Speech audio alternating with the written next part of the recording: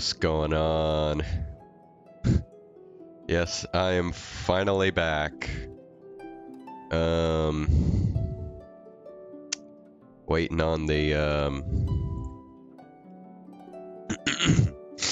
the verifying file integrity. Okay, why is this not working?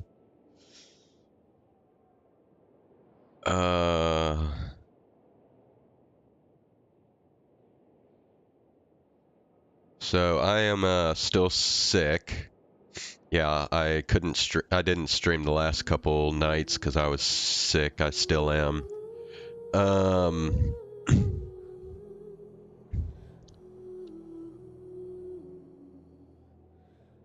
Okay, well, I guess OBS isn't going to cooperate with me. As per usual.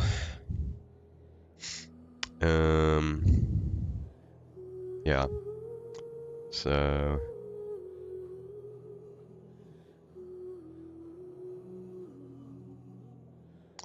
I guess we'll just have to do it this way. Okay. So yeah, deep voice. Gonna be coughing probably quite a bit.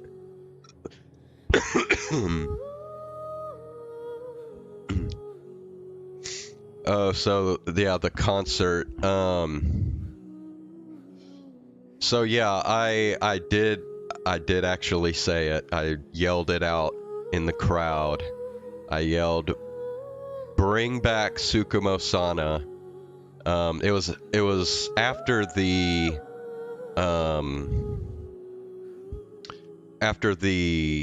like the unit performances. So like they had like 3 people from the Japan branch perform, and then they had 3 people from the Indonesia branch perform, and then they had Myth unit perform, and then Iris, which they counted as like her own unit, I guess. And then Council did theirs, and then after the Council unit song is when I yelled it. And I yelled it. It was like totally silent in the stadium when I yelled it too. But I checked. I actually found a stream or a VOD of it. Huh. Seems King wants our help with something. We should go pay a visit to the Knights of Avonius when we have a moment. Wonder what's up this time. Okay, hold on a second. Doesn't look like it got my controller. One sec. Oh, yeah, of course. So anyway, I checked on the VOD, and they must have had the microphone like all the way in the back of the stadium, cause like you almost can't even hear it on the VOD. Cause I was sitting pretty close to the front. I can tell you everybody in the front heard it, that's for sure. But nah, if you watch the stream of it, you have to turn the volume up like super loud and listen very closely, and then you will hear me, but it's like so faint that you can't even tell what I said, so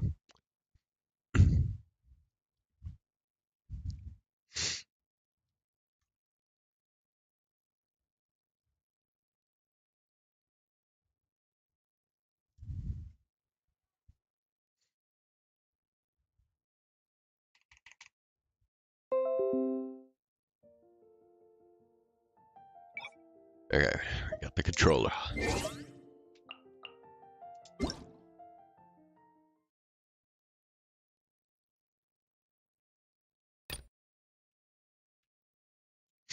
Well, I'm talking about the official stream of the event.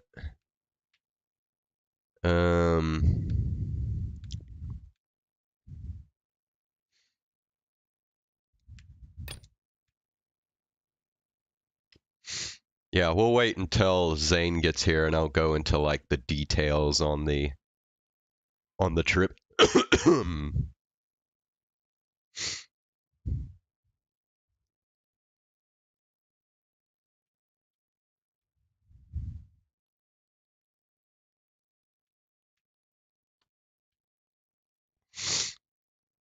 Okay, so what do we got here?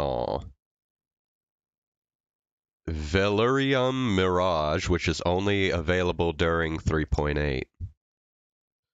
So we have to do it right now. Okay, we got new outfits. I think Cleese is, yeah, it costs money. So we got a new hangout event with Kaya.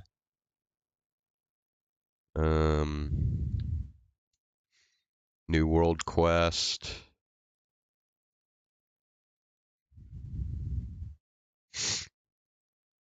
Yeah, Chen, I saw he has a new username, I guess.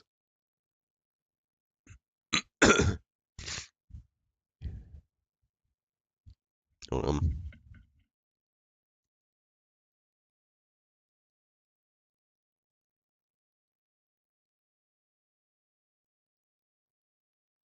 okay.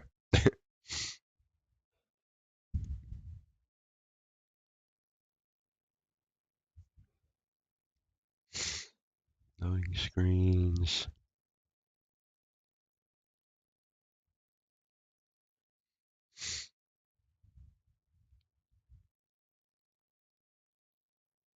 What? By interacting with scoreboard?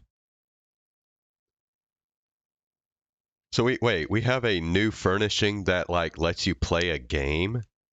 Interesting. Okay. Card game, new characters, Yanfei, Kazuha, Candace.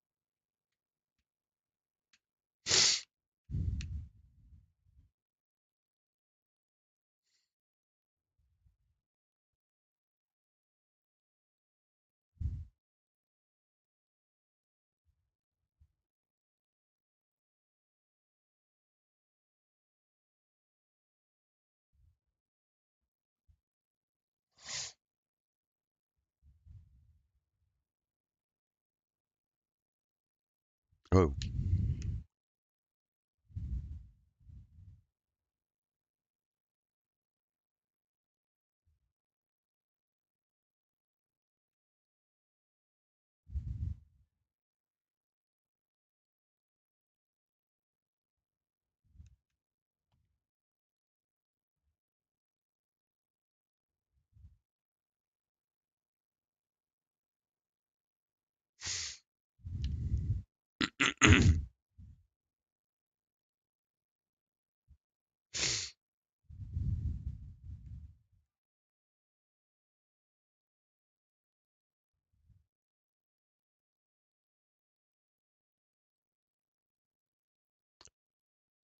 Gambler's earrings.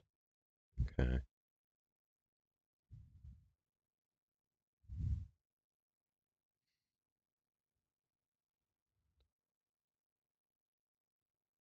Ugh. Okay. So they decrease the number of dice you need for Yoimiya's burst, but the cost of that is it does less damage now. Kicked off the first time trying to come back early.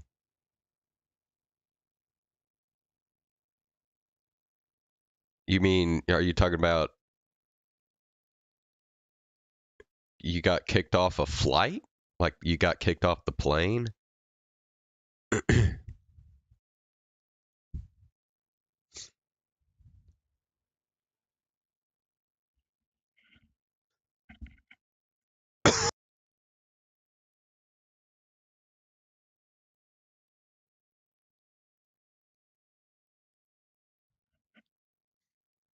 Oh, Zhongling's elemental burst does more damage now. Nice.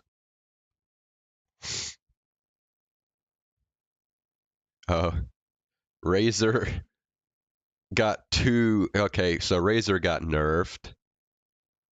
2 damage taken off of his burst.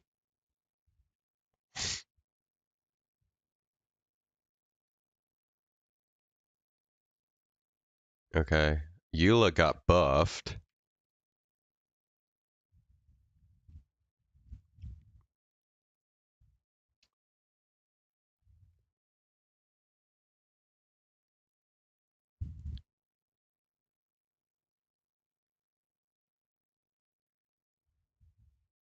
Wait, how did you get kicked off of a flight?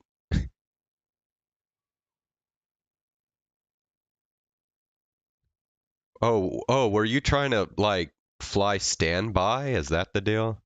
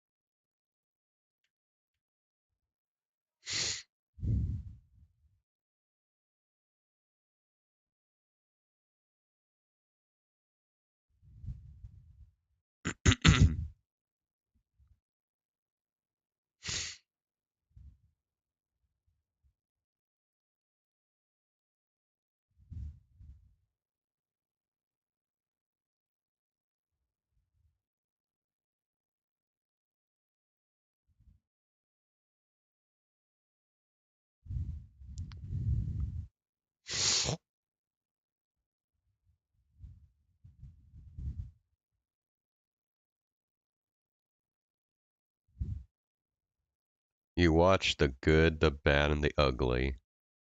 I can't say I've ever watched that movie.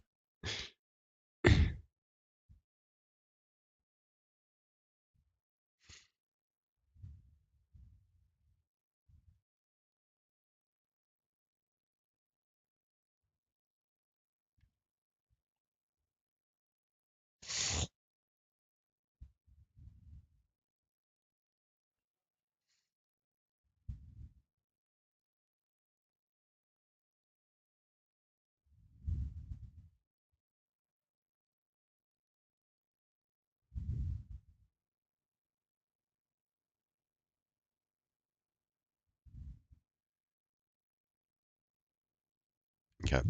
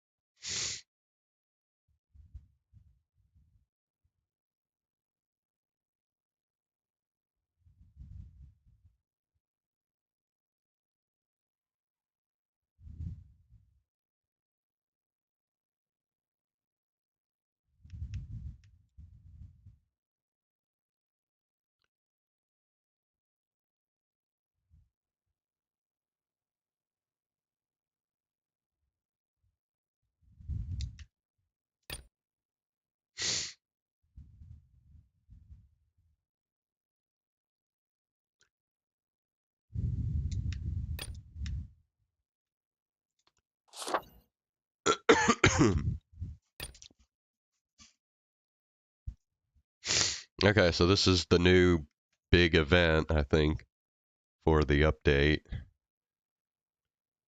Oh, so Act 2 just came out today. And we still haven't even done Act 1 yet, so.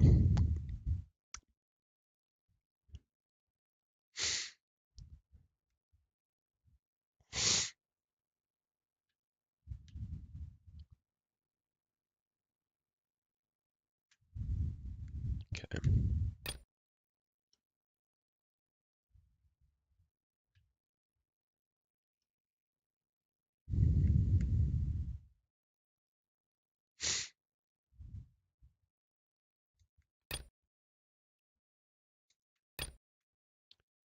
Clee.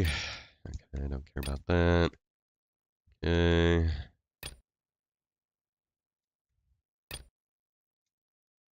Okay.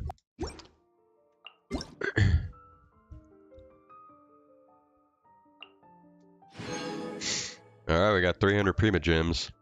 We didn't even get a... They usually give out like another 300 Prima Gems for like some issue fix or something, but apparently they didn't this time.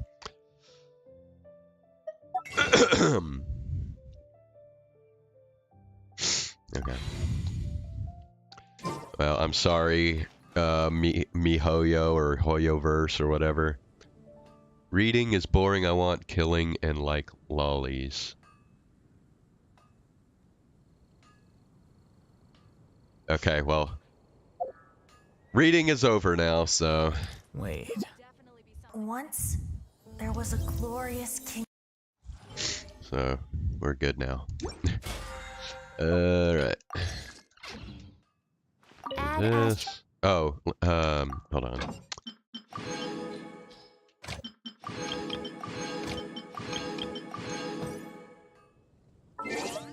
Go to settings. Graphics. Okay. I'm telling you, every time there's a new update, it resets the display mode to 1080p. And it's supposed to be 1440p. So, I don't know why the hell it does that, but it's annoying.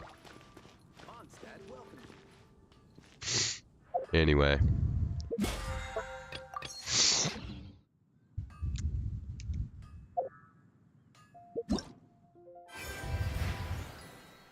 Alright, so there's our new event. Okay.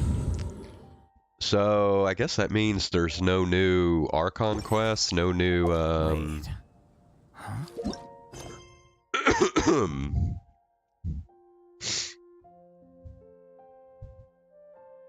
Yeah, there's no new Archon quest. There's a new Hangout event, but I guess we'll start with the, with this still. Go to quest, alright.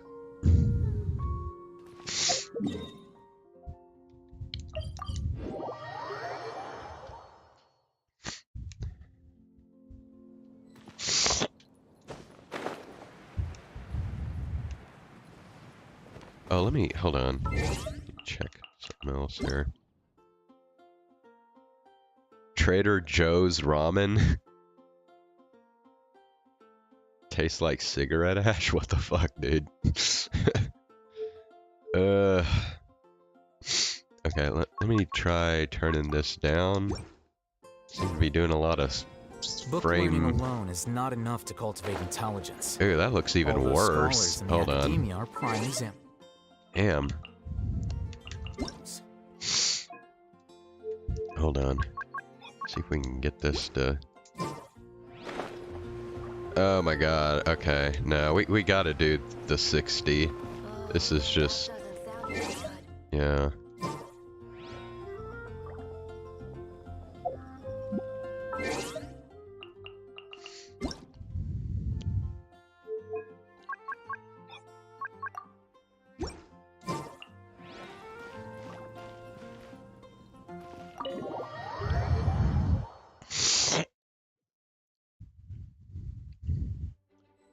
Hold on, let me see if I can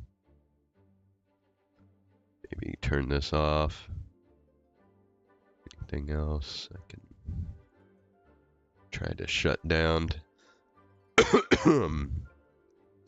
don't know, Genshin Impact is becoming such a big game now.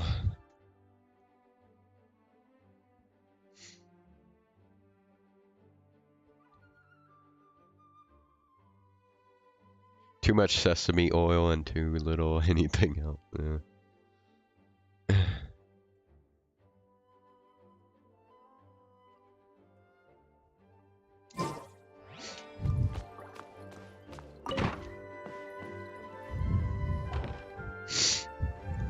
Hey, Jean! We're here! Ah, Paimon and the Traveler. I've been waiting for you. Man, seeing how Paimon's voice just continues to get higher and higher in pitch, eventually she's going to talk like this! Whoa, looks like Jean wasn't the only one waiting for us. Klee and Kaya are here too. She's gonna sound like a fucking chipmunk. Paimon and Mr. Honorary Knight. It's been so long. Ah, look who it is. You've caught me completely off guard this time. But then again, it's always a pleasant surprise when you two show up. Guess we were so excited to see Jean again that we forgot to knock. I hope we didn't startle anyone. Wait a sec. You weren't talking about anything that we're not supposed to hear, were you?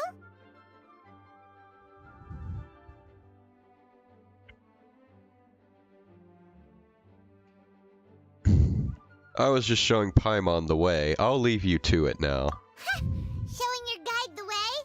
Yeah, right. It's been a while since we last met, but I can see you two haven't changed one bit. Don't worry, we weren't discussing anything confidential. In fact, we were just talking about you. Maybe we should let the star of the story explain it in their own words. Yeah! Let me tell it! Let me tell it! A few days ago, I was reading Todoko Tales in the solitary confinement room when all of a sudden, whoosh! A letter came flying in through the window! Wait a sec, what the fuck is Klee doing in solitary confinement? Flying through the window? How does a letter fly? Bro, what is that about? It does. It was flapping its wings. It could even talk. It said, well, it was a bunch of stuff I didn't understand. You couldn't understand?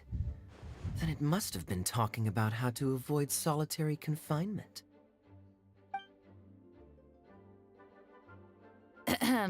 Bro, Kaya? did this game just take a really dark turn all of a sudden? What the fuck is even going on here? Just saying. We don't want to let a teachable moment slip by. Okay, I know. Anyway, the letter said, "Oh, Klee, are you behaving? I see you've wound up in the solitary confinement room again." Sorry about that. Okay, maybe that's just what she calls timeout. I don't know. Mommy is busy these days and can't take you out to play. But there's good news. I have a friend who has very kindly invited you to visit her. Oh, so the letter's from Alice. That sounds great, doesn't it? In principle, yes. But the issue is that Alice's friend lives quite far from here. The letter says that Mom's friend lives in Sumeru. The Knights of Favonius could never agree to send Klee off to Sumeru on her own, but Klee is rather intent on taking Alice's friend up on this invitation. I mean, this sounds just like the... What was it? The island thing a while back? Yeah, I really want to go. You see? So we were wondering, who can we send with her on the journey? Preferably someone who's a reliable hero and with a history of saving Mondstadt. Oh, so that's why you wanted to see us. Okay, yeah, because we have to babysit Klee. I do apologize, but Klee gets along with you so well. We couldn't think of a more suitable choice. Sure, we can do that, no problem, right? Can you really, Mr. Honorary Knight? Of course. Yay! With Mr. Honorary Knight around, Klee's not afraid of anything! See, I told you that he'd agree. In that case, we'll leave Klee in the trusty hands of the Traveler. And you too, Kaya. You should join them. I noticed you quietly completed that backlog of paperwork we had. You deserve the chance to unwind a little. Oh, so you noticed. Well then, I suppose I have no reason to refuse. Great! Things will go even more smoothly with Kaya around. Still, Sumeru is pretty far. It's gonna be a long journey. Don't worry. Mom's letter had a magic invite inside. Mom says we just have to all shout out where we want to go at the same time. And poof! We'll be there in the blink of an eye. Wow! Well, that'll definitely make things easier. It only works 3 times, though, so we should only use it when we really need to. 3's plenty. 1 for the way there, 1 for the way back, and 1 extra, just for good measure. Sounds very mysterious. I still think we should use it sparingly. After all, we don't know the exact location of where we'll be headed, or what dangers we may encounter on the way. Here's what I suggest. Traveler, you're well connected. I'm sure you must have friends who are familiar with Sumeru.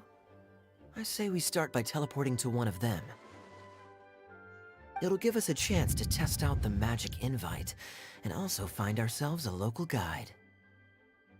Klee doesn't sound as insane. That kinda makes sense.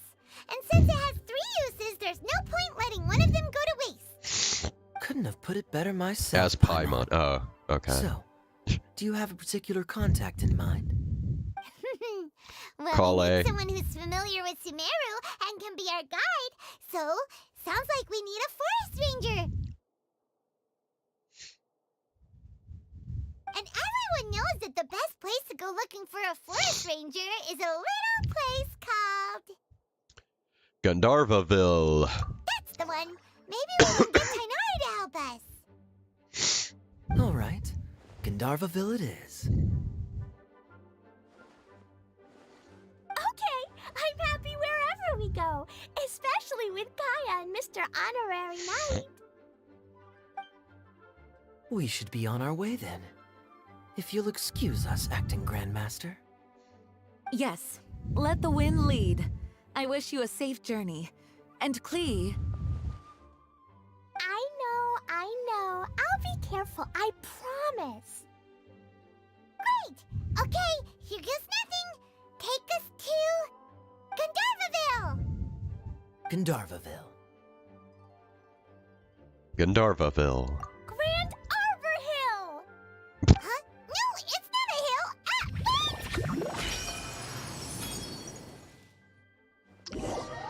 hill! Way to go, Klee.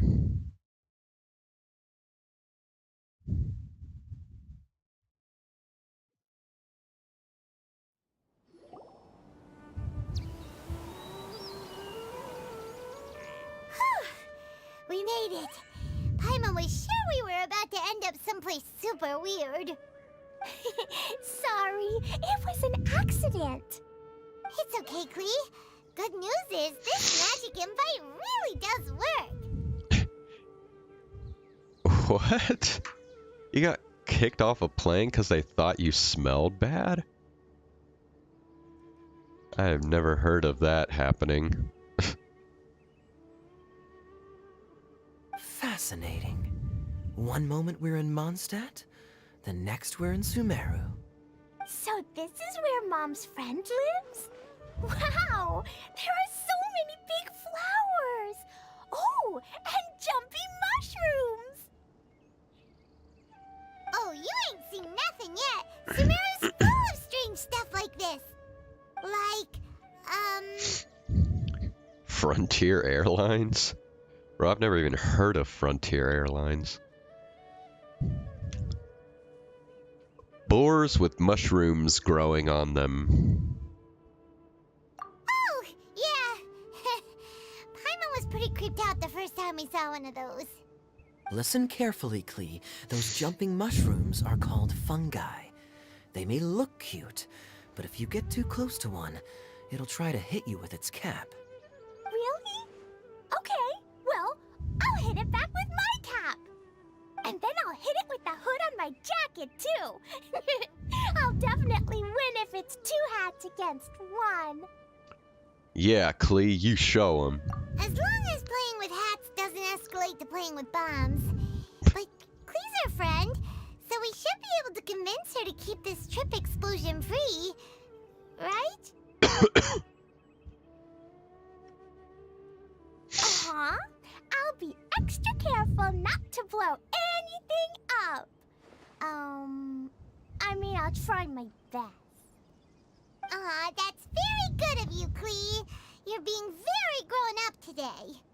Yep, I'm super grown up. I'm already the Spark Knight. Okay, Spark Knight. Well, keep up the good work, because very soon we'll be introducing you to a friend of ours called Tanari in Gandharvaville. They're not gonna get Kale. Yeah.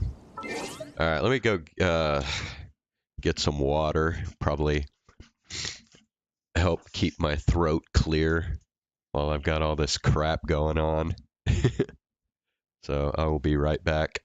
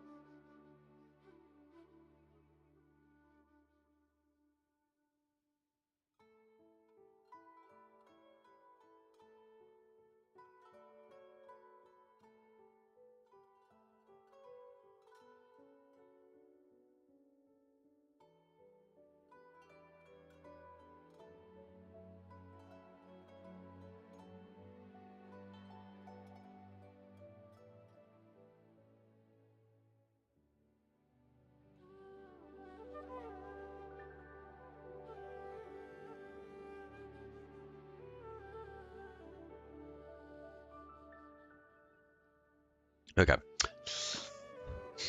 Well, yeah, that sounds like a really shitty deal with the flight. The scribe's work is simple, which is exactly why I took the position. Hey,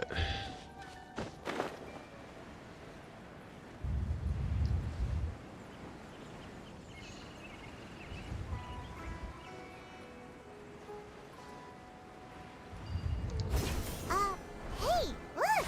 It's Whoa. Huh? The hell? Is that Yulu with her? What's she doing in Gandharvaville? Look at this shit, dude.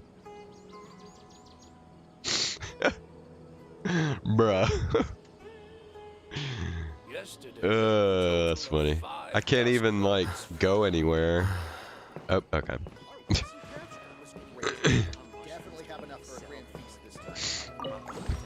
Okay, now where? I don't know, the camera, like, freaked out on me and I didn't know where the fuck I was going. Okay.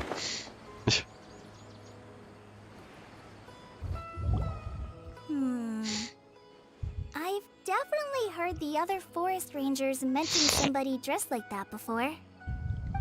I see.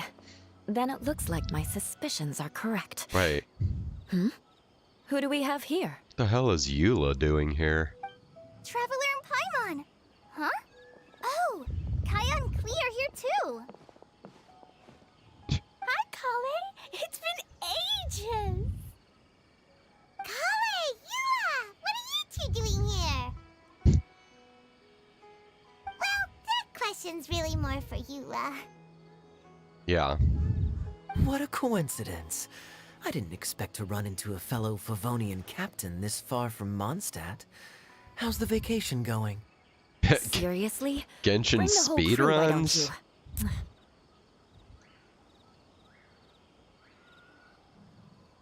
I don't know. There might be speedruns for like specific challenges within Genshin, but there isn't like a whole like overall game speedrun, no.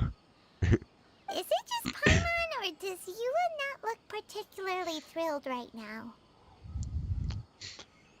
Who's up for some afternoon tea? Oh, cool! Great idea! Let's go! If you're trying to accommodate me, there must be some misunderstanding.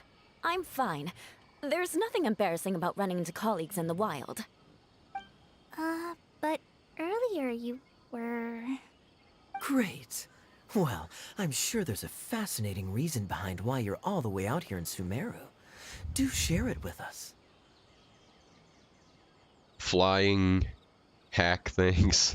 Yeah, there are. I think I've seen at least one or two. Okay. We need to find out what the hell the deal is with Eula. She is acting very strange. Kaya sure looks like he's getting a kick out of this.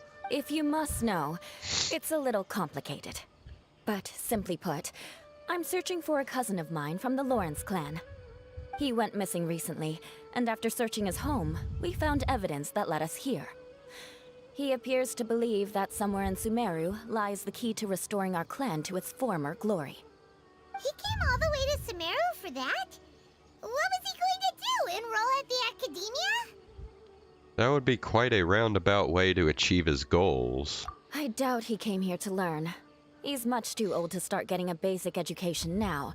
And from what I know of him, I doubt he has any interest in intellectual pursuits. All he cares about is restoring his clan's honor. Nothing wrong with that idea in principle, but I'm not certain how fanatical he is about it. So, there's no knowing what lengths he might go to. As a knight and a member of the Lawrence clan, it's my duty to make sure he doesn't bring harm to others. Oh-ho. If this is true, then your cousin is quite a man of action. Traveling alone to Sumeru from Mondstadt is no mean feat. Nor is daring to make me personally concerned about his safety. He has no idea what's coming to him. You know, underneath it all, Paimon thinks Eula's a really caring person. Yeah, she's the best! She brought me some moon pie last time. He is family, after all. Anyway, I will make sure to find him and escort him safely back to Mondstadt. You're really going the extra mile for him. Now, back to you. How and why did you all suddenly show up here? I'm afraid that could be tricky. Master Tighnari is still at Pardis the Eye delivering his lectures. He isn't due back for a while. But I think I'll be able to help out. The description in the invitation letter is vague, but I'm pretty sure it's hinting at somewhere in the desert. The desert? Does that mean Mom's friend is from the desert? I guess I'll call her Auntie Desert for now. I remember Mahamatra Sino once told me a strange rumor about that part of the desert.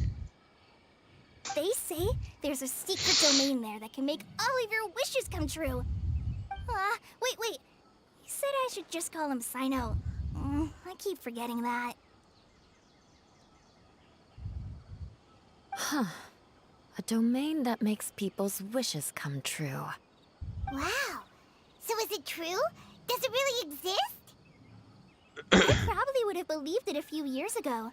But now that I'm a little older and wiser, I think it makes sense to be more skeptical about things like this. This explains a lot. The domain could well be a myth, but he probably figured he had nothing to lose. If you intend to search for this place, then please allow me to join you. My cousin has quite a collection of books about Sumeru desert mythology on his shelves. I highly suspect that he, too, is looking for that domain. Can I come too? I think you might need me there. You'll definitely need a local guide while you're in Sumeru. And I think I have what it takes to be that person.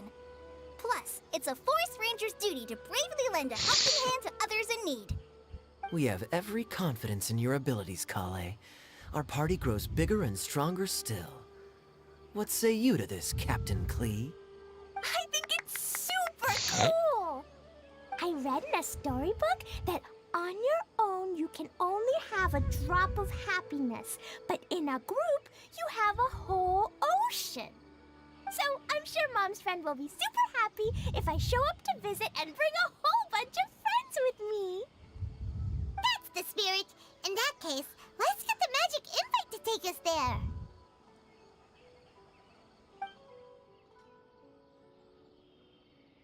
Wait, I'm confused now. Are they still looking for Alice, or are they getting roped into looking for Eula's cousin now? I don't know what's going on.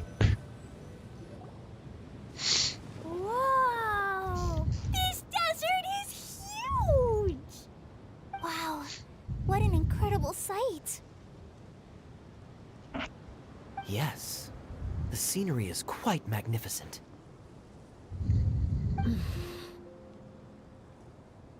Are you okay, Eula? You don't look so good. I'm fine. Just taking a moment to acclimatize. The air here is much drier than in Mondstadt. This area doesn't look very habitable, and I don't see a domain entrance nearby either. Oh no. I didn't pronounce the destination wrong. Did I? I mean, I don't think I did. Nope, you got it right.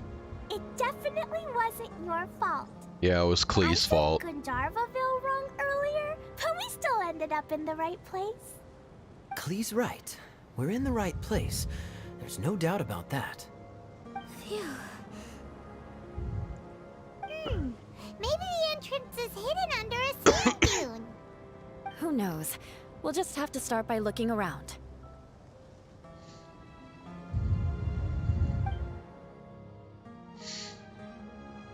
Oh, I'm so tired and so thirsty.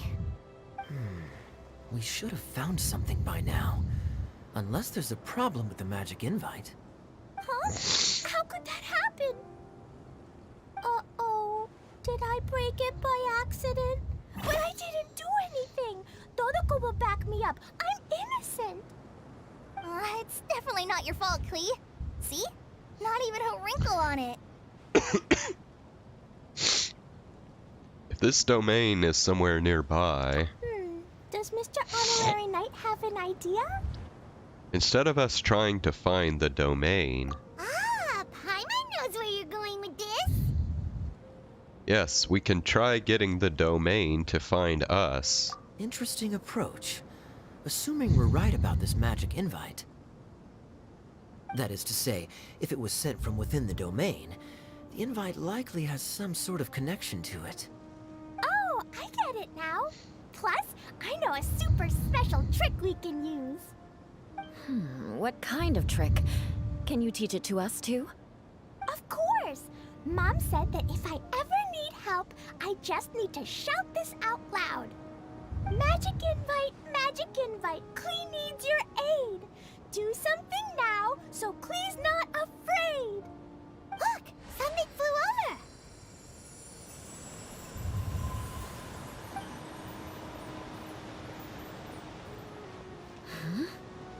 It looks like a bottle. Remarkably effective. That's one trick I'll be keeping up my sleeve in the future. You should make a note of it too, Eula.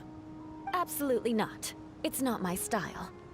I suppose bottles are pretty common in Sumerian mythology. So, is this supposed to be the entrance to the domain? A domain? In a bottle? Huh. Well, if there's one thing we learned in Liyue, it's never judge a domain by its cover. Guess there's one way to find out if this really is the way in. Come on, reach out with your hand.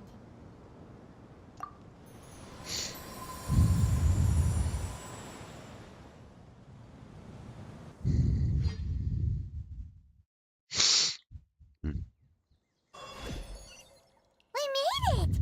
Oh, that answers that question. There's a path! I'm gonna take a look! Hey, don't run off and leave us all behind.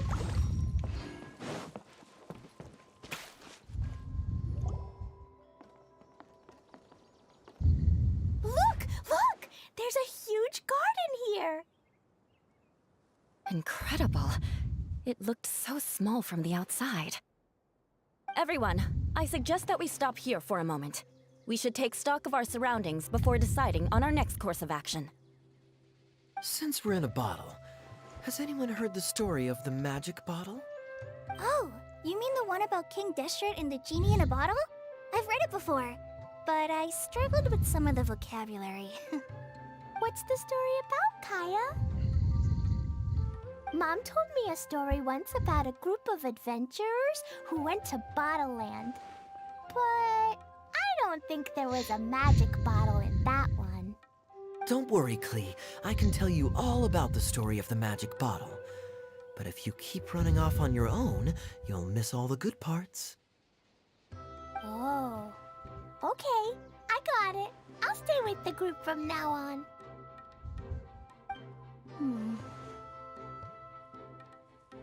You sense it too, don't you, Kale? Something's not quite right. Yeah, the scenery here is beautiful, but it's too quiet. And there's no sign of Please Auntie Desert here anywhere. Maybe Auntie Desert lives way further down inside. This place is super big, just like Fischl's Immer Nachtreich. We still have a long way to go. Guess we won't know until we get there. Let's keep going. Hopefully we'll meet her soon.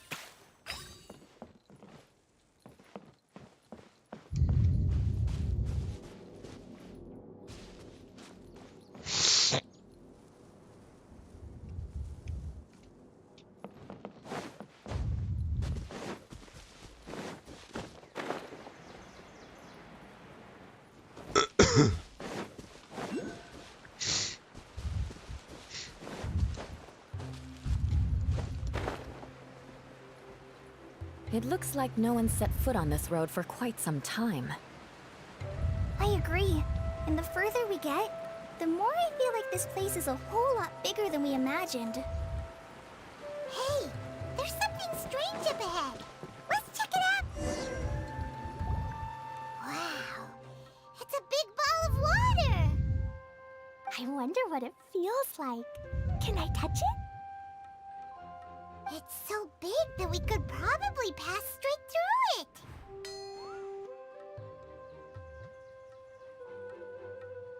And that was the last we ever heard from Paimon. That's so scary. Stop giving Paimon the heebie-jeebies. Let's not touch it for now. We still don't know enough about our environment.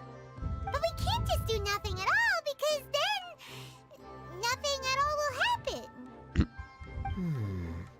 I have a feeling that this could be the core that sustains this entire bottle domain. In which case, the moment we touch it, this place will instantly revert to its original size, with all of us still inside. Yikes! Okay, Paimon won't touch it. Jeez. Kaya, are we really gonna get squished inside a bottle? Of course not, Klee. I'm sure the real core of this domain is hidden away in a very safe place. Somewhere like... over there, for example. I was so nervous that I didn't notice that big wheel at all. Wait, who goes there?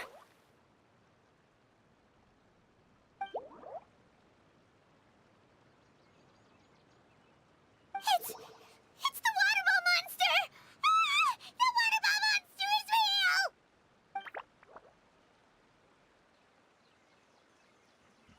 It doesn't seem hostile. In fact, don't you think it looks happy to see us? Really? You sure it's not gonna gobble up Paimon whole?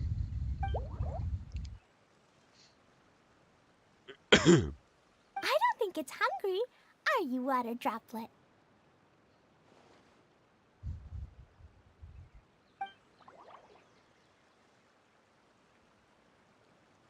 Oh dear. I don't know about anyone else, but I'm not understanding a word of this. Wait! Don't go! Wait for us!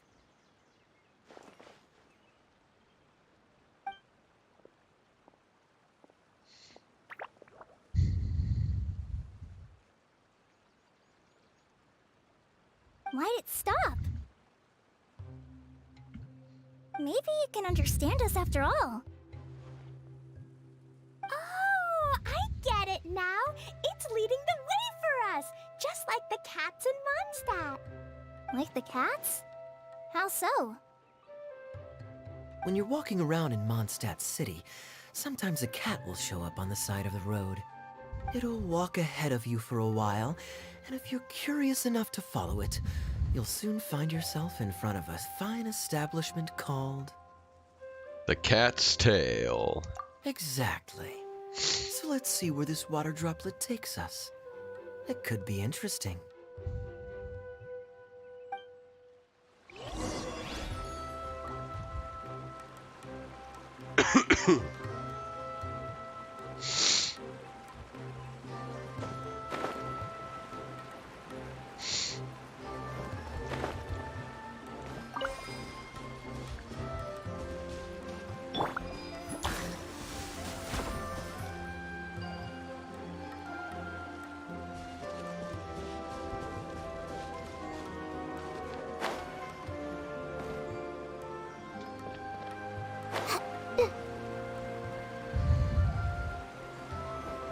It went this way, right?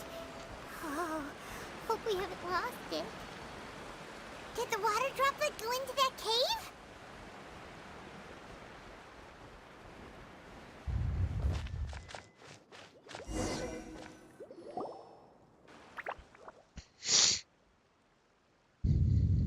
Huh? Another strange contraption. And there's a weird-looking wall over there. This kind of looks like that ball of water we saw earlier. How was that wall weird looking? It just looked like a normal rock wall to me. Did the water droplet bring us here because it wants our help with something?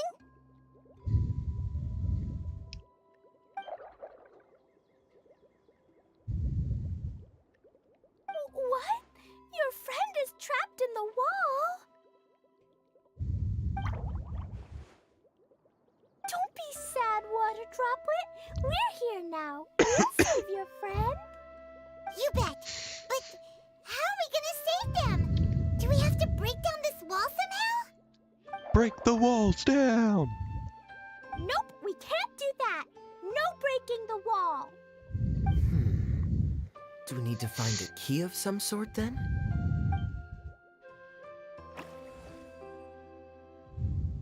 Oh no! Where'd it go? Look, the device has lit up. And it's projecting images onto the wall.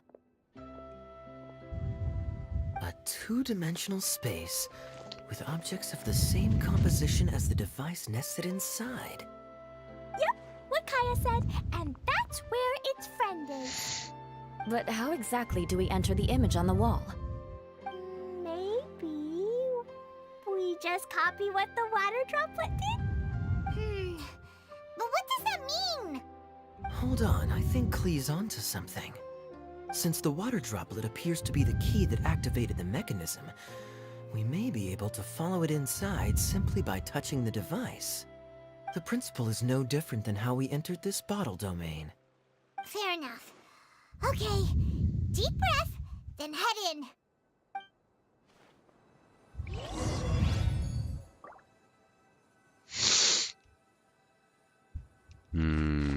Oh.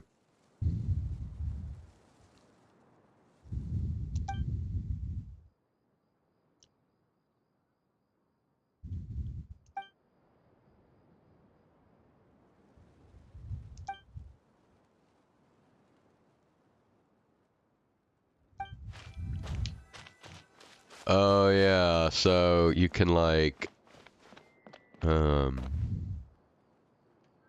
can like move this. The box on the wall moved too! Yeah, and then you can go in. Whoa! You really entered the wall! Wow, another water droplet just came out from the wall!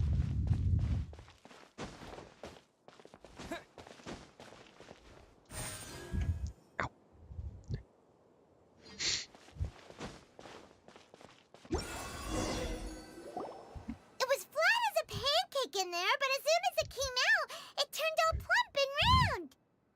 Alright, well, Genshin Impact is now officially a 2D platformer. Guess it makes sense that the water droplet's friend is also a water droplet. Aw, and they both do the same thing to show they're happy. Water droplet number 2 ran off! It's saying thank you, Mr. Honorary Knight. That was a huge help. It was nothing. Traveler, how do you feel after entering that two-dimensional space? Any physical side effects? Ah, the pain! I've been squished flat like a traveler pizza. Quit while you're behind! You're clearly fine! Well, I'm just glad that you're okay. Good thing Eula's here to look out for everyone. Can't say the same for you though, Kaya. You were pretty quick to send the traveler inside. Hey now, I only suggested that because I was confident that the traveler would be fine. Water droplet, is there anyone else here besides you and your friend? Yep, you know, anyone who looks like me or my friends.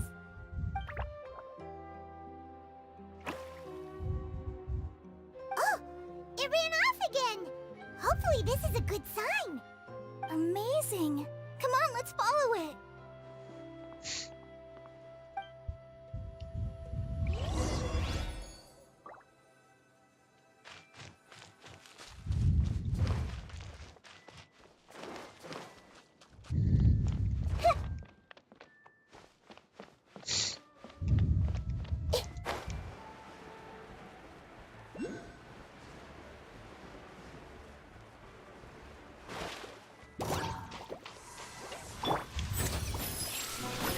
Midnight Phantasmagoria! Commit to memory. What the hell? Flicker.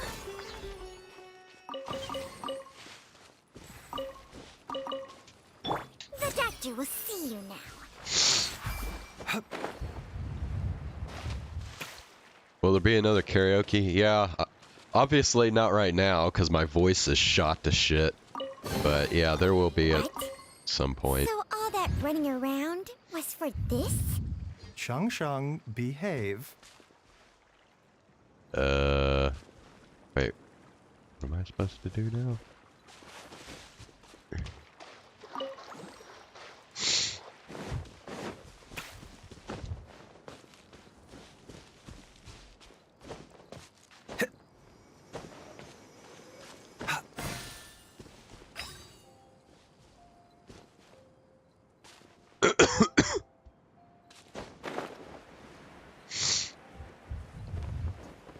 So we're supposed to go over here.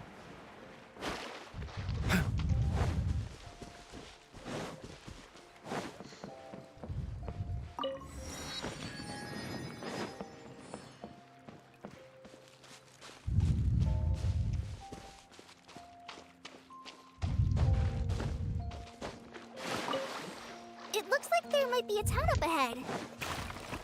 Huh. Maybe more people live in this domain than we thought. And maybe that's where Auntie Desert lives. Hey, how do you get in here? You have to like... Nope. We need pyro or something?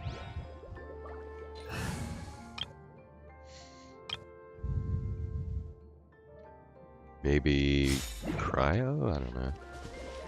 My apologies. Nope. I don't know how you're supposed to do these.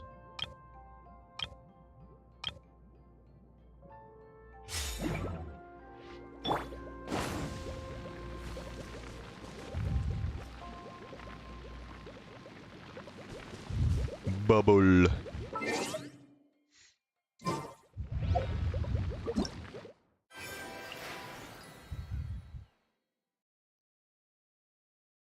Wait. Thought...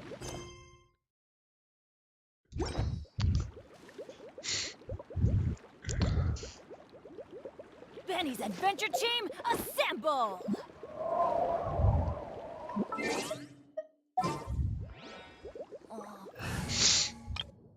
Only thing left is like... Nope. Gather. Okay, this bubble is impenetrable apparently. No idea what you're supposed to do.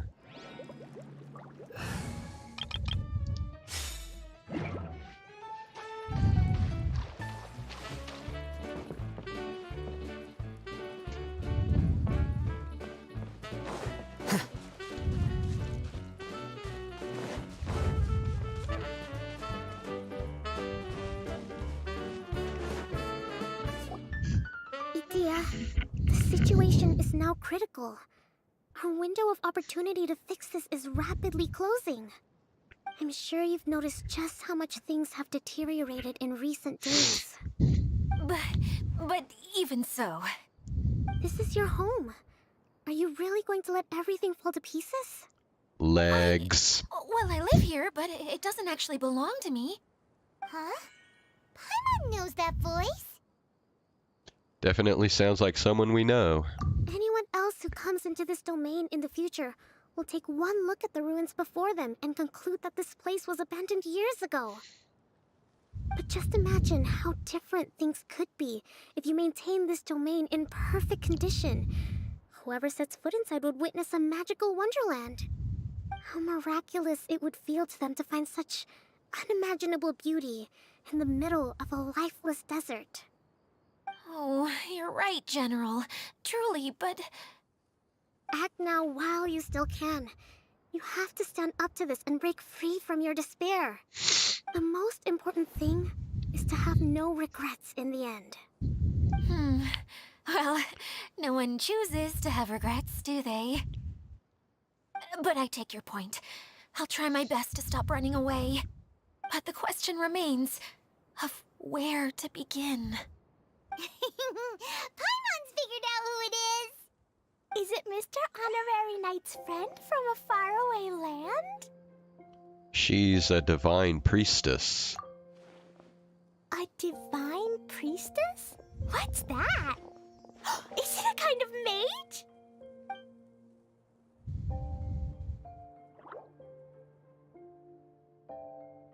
What are you doing here? Huh? We have new visitors? Greetings, everyone. This is the Valurium Mirage, and I'm the caretaker, Adia. I'm so sorry sorry that you have to see this domain in its current state of disarray. We are actively working on repairs, and everything will be back to normal shortly. I hope. Greetings, everyone. I guess I should introduce myself too. It's all right. Just leave the introductions to me. I kinda wanted to say hello in my own way. But no harm done. I guess I'll let her do the honors. This lady is a visitor to the domain, just like yourselves. She is a formidable military general. Have any of you heard of Inazuma's Onmyo Chamber? What chamber? Onmyo Chamber. It's an elite training academy for gifted students of Onmyodo. Practitioners are divided into 4 classes, A through D, and assigned the power of Shikigami based on their mastery of the art. Wait. This lady famously led the Class D underdogs to victory against the Class A favorites in the final mock campaign before graduation. An astonishing feat that few in the history of the Academy have ever achieved. Hence, formidable general is no exaggeration. Isn't that right, General? What's wrong?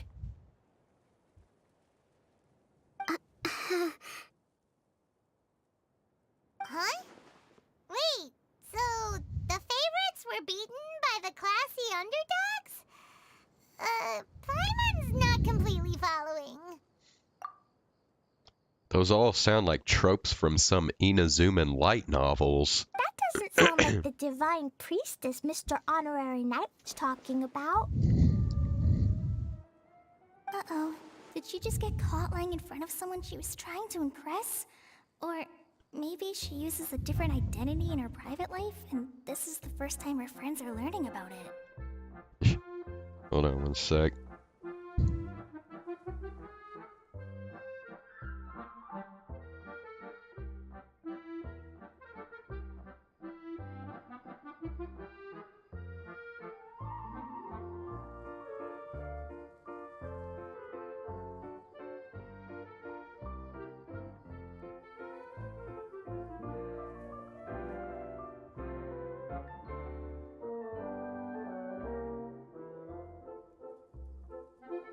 Seems kind of embarrassing, but also kind of cool.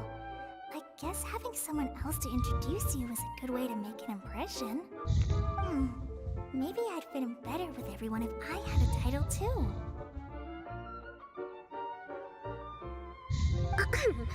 Some people call me a general, but it's just their way of showing respect. My actual name is Sangonomiya Kokomi. Huh? Oh no. Sorry, my mistake, General. I mean, Miss Sangonomiya.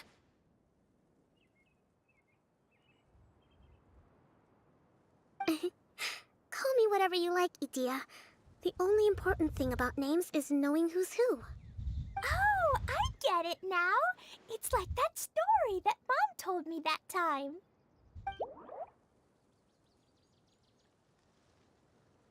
Klee can explain. So basically, in the story, a big group of people go on an adventure to Bottleland. One of them's called the King, and some of them are called Knights. So, Miss Sangonomiya must be the super smart one who solves all the problems in the story. What's that one called again? Perhaps a sage? Indeed. Wisdom is an important attribute found in military generals. Okay, well, I'll just call you that. Miss General it is. Fine by me. Sounds really cute, coming from you. At least, cuter than my pen name, that's for sure. Well then, how should I address the rest of you?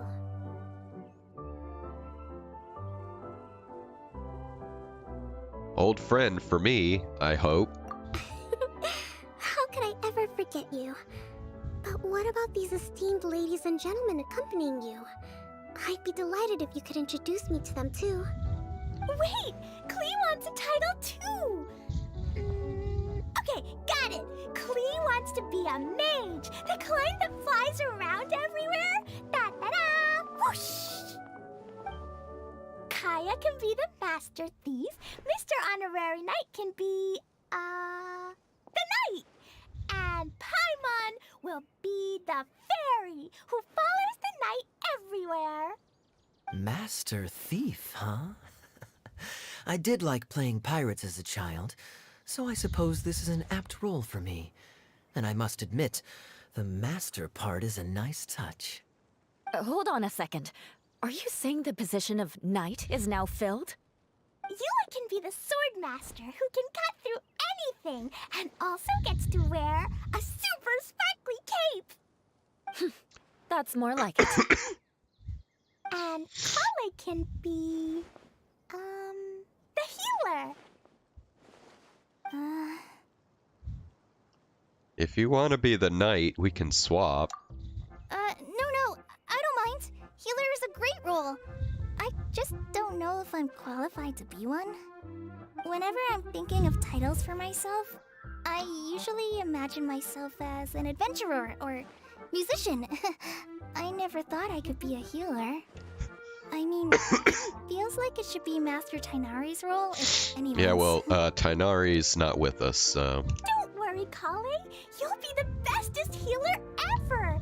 You don't talk much, but you're very kind, just like the healers in Mom's stories. You'll do fine. I heard you're good with bandages. You can patch up a wound, can't you? I can pitch a tent. Maybe you heard wrong? But I'll do my best. It's my first day filling in for Master Tainari, but hopefully it's the first of many. This is a great idea. Once a new visitor arrives, they can assume a new identity, then add in some role-playing. Oh, we can't leave you out, Miss Adia. There are lots of characters in Mom's stories, but you don't remind me of any of them. That's perfectly okay. I already have a role here anyway, remember? I'm the caretaker. Chen is back. What's up, Chen? I got it! This wasn't in any of the stories, but you can be the mascot. Mascot? Clee, No, maybe you could think up Paimon an is the even mascot. better role for Miss Adia. A mascot, you say? Isn't that a character that doesn't have to actually do anything and sits around letting everyone else do all the important work? Incredible. You've seen right through me. Sounds like the idea of being lazy is pretty exciting to her. The mascot serves to maintain troop morale, Adia. Don't underestimate your role. Ah, all right. I'll be the mascot then.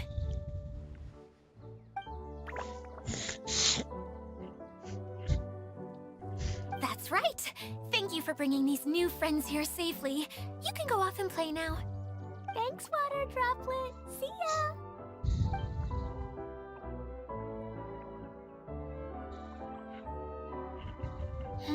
Water Droplet? Is that your pet name for it? I suppose it's as accurate a nickname as any. We keep getting sidetracked, but I believe you were saying something about being in a difficult predicament. Is something wrong with the Valyria Mirage? Oh, yes, about that. I'm afraid the entire domain has recently sustained some significant damage. It was as if the whole world was suddenly flipped upside down. A few components went missing from the core, which sustains the domain, and the impact cascaded out from there. Needless to say, many things in the Valyria Mirage have now stopped working. Just days after I agreed to let my friend's daughter come and visit too. When she gets here and sees the state this place is in... Oh, so you're Mom's friend? Hi, Auntie Desert. I'm Clee. Here, I brought the magic invite, see? Huh? Wait, so you're... Look how dilated her pupils are. She must be very surprised. Yeah, and not in a good way. Mom's the one who sent me here. She's the strongest mage ever. She said that her friend lives in the desert. You live in the desert, so that must be you. Right, Auntie Desert?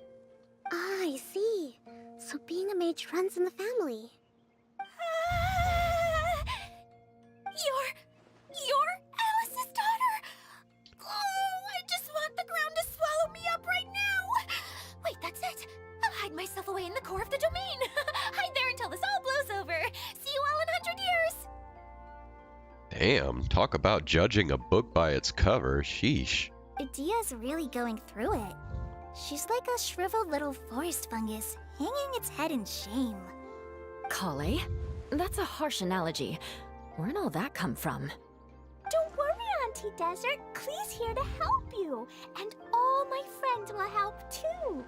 Just take a deep breath, and then another deep breath, and all your worries will fly away.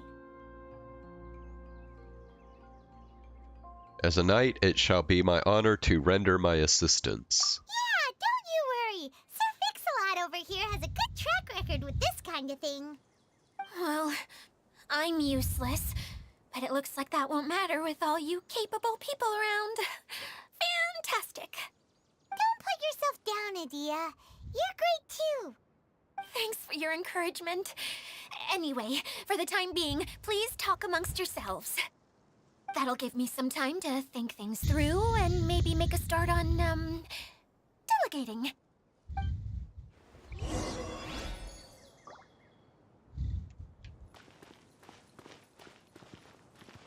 Hi, Miss General.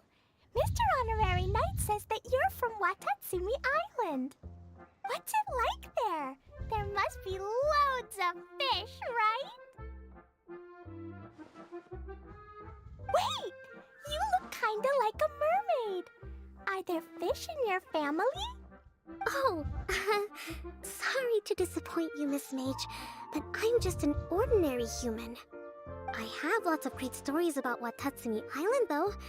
Come on, let's enjoy the scenery while I tell you all about it.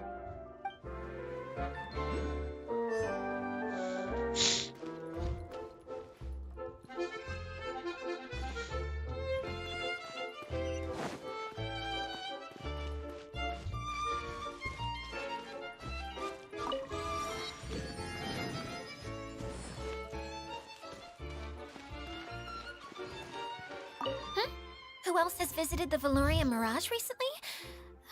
There was someone from the academia who came not long ago. A Kasharawar scholar. Blonde hair. Architect, I think. Oh, what's his name? Kave. Yeah, Kave. He was a huge help, and redesigned many of the buildings here. Although he was always grumbling to himself, he was extremely diligent in his work. What a kind person. I could tell that was a sensitive soul. A lot like me. Sorry. Please pretend you didn't hear that. I'm, of course, a very strong and resilient person. After him, an aristocrat from Mondstadt showed up, then Miss Sangonomiya. Unfortunately, everything here suddenly started changing before I had the chance to be a good host and show them around. Do you know where the Mondstadt aristocrat is now? If I remember correctly, he headed north after the incident. It's a pity we're having all these issues. If we could get everything working normally again, I could probably locate him in an instant. Still, not to worry. There's nothing dangerous here.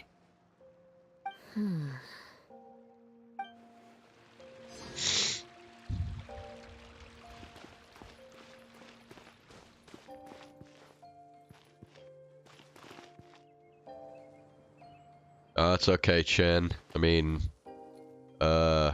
Zane hasn't even showed up yet, so... Feeling nervous, Kale?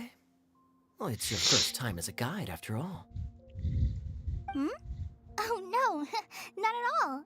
I'm just, still settling into the role.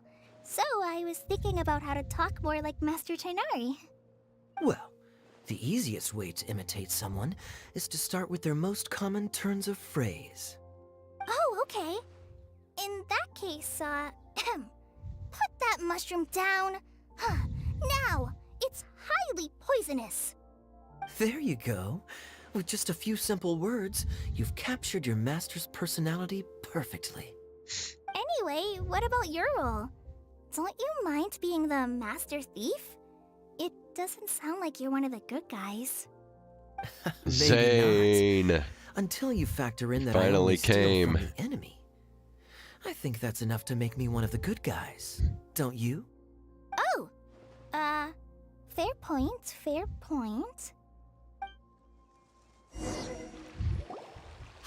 Idia, you got an update for us? We've all caught up with each other. Very well. Then please allow me, Idia, your mascot, to explain exactly what's happened here. She's pretty happy with this mascot role, huh? Basically, this entire domain is powered by a device called the Central Hub, which you all saw earlier. But following a major incident, several key components from the Central Hub came loose and went flying. How am I feeling? Better, but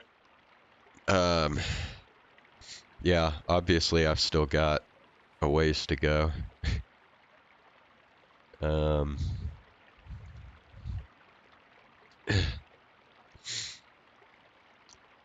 At this point, I guess it's mostly just trying to deal with all the congestion that I got in my sinuses. 4 components, I believe, which has caused the Central Hub to stop turning. Oh, so that thing's supposed to spin? Yes, it definitely shouldn't be frozen still like it is now. At least, that's not how it was when I first got here. Oh, I've done such a terrible job of taking care of it, it's so embarrassing. Hey, everything's gonna be okay. So, we need to fix the big wheel up there. And to do that, we need to find the missing parts. Right. I do know where one of the parts is. It landed not too far away. But the rest all landed in different areas. I'm afraid you'll have to go and look for those. Now, as the caretaker and your mascot, I shall announce your respective adventure duties. 2 members of Kawaii. Was Nene one of them? You can just be yourself if you want. No need to force the whole role-playing thing. Oh, I see. Okay, so I was thinking that maybe Swordmaster Eula and Healer Kale could investigate the Northern Zone, if that's okay? Fine by me. I was going to be looking for my cousin there anyway. I'll be your backup, Eula. I know you usually team up with Amber, so I'll try my best to fill her shoes. Oh no, poor Nene. I feel bad for her. Oh? Well, this'll be fun. Let's see if a forest ranger can outperform an outrider. Master Thief Kaya and Mage Klee, if you could earmark some time in your busy schedules Alright, so to search the West I will Zone. go over the whole trip here and as soon as this is over. Earmark? What does that mean? It Shit. just means we mustn't forget to do it. Don't worry. We can handle that. Finally, we have our General, Miss Sangonomiya, and our Knight, the Traveler. If there's no objections, please come with me to retrieve the first component. Understood. All right, well, if anyone finds anything, come back here and we'll regroup. Please take care while you're out on the road and look after each other, especially our little mage here. You got it.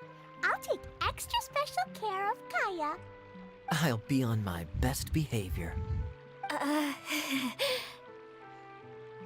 Okay, we'll leave it there for now. You two, please follow me. I remember seeing it just behind the Central Hub. So, how come you didn't bring it back when you first saw it? I'd have been more than happy to, if this one component was enough to fix the whole domain. But with 3 other components to find, oh, I suddenly felt overwhelmed by how much work needed doing. Paimon kinda gets that. Taking the first step is always the hardest part. Alright. Oh, I saw that, Nina from Niji Sanji is graduating. Her graduation stream was today. I don't know, might still be going right now. I know I think there are a lot of people that are graduating from Niji Sanji lately. Okay, anyway, so I will start with the Friday, which was the first day I was there.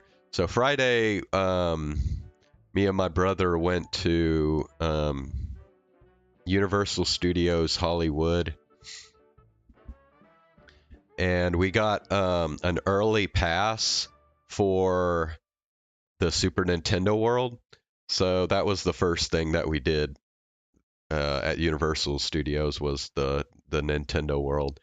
So basically in Nintendo World, there's like two like main things to do. Well, and then there's also the Toadstool Cafe. But the thing about the Toadstool Cafe is they only take reservations on the day of. And even though we got the early pass and got there early, they were still fully booked for the whole day when we got there, which is crazy.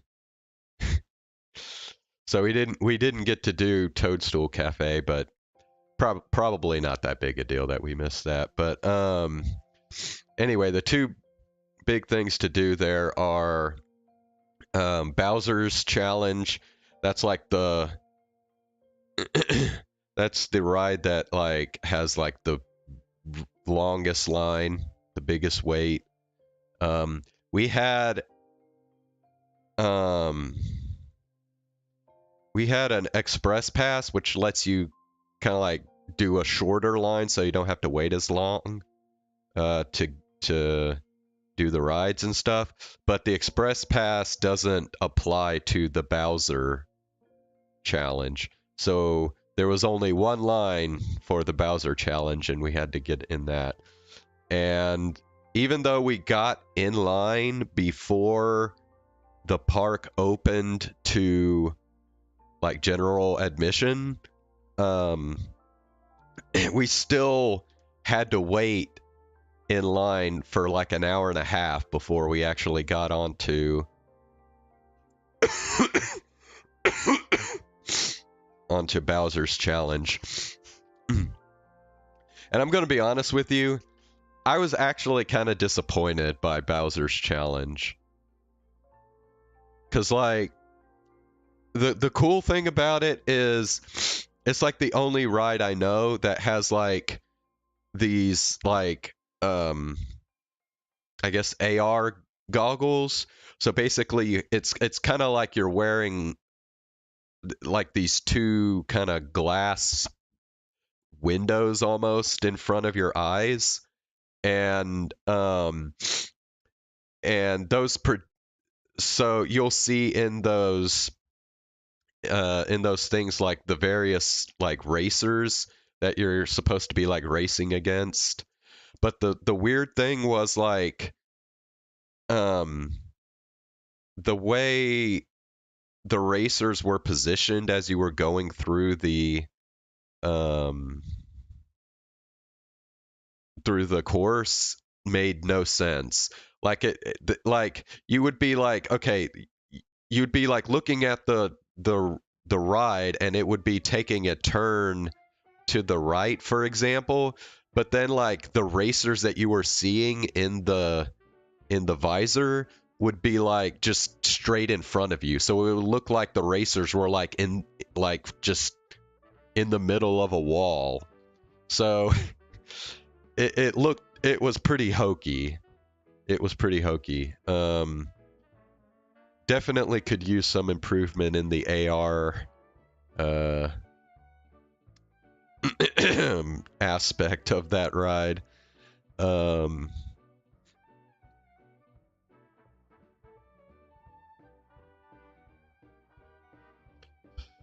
But the main idea was you were supposed to collect 100 coins to get the good ending, and I collected 113, so I got the good ending. And actually, my brother actually collected exactly 100, so he like barely won. But anyway, and then after that, we did the other main thing that you do in the Nintendo world is there's like four different places where you do these kind of where you do these like challenges, and you gather keys.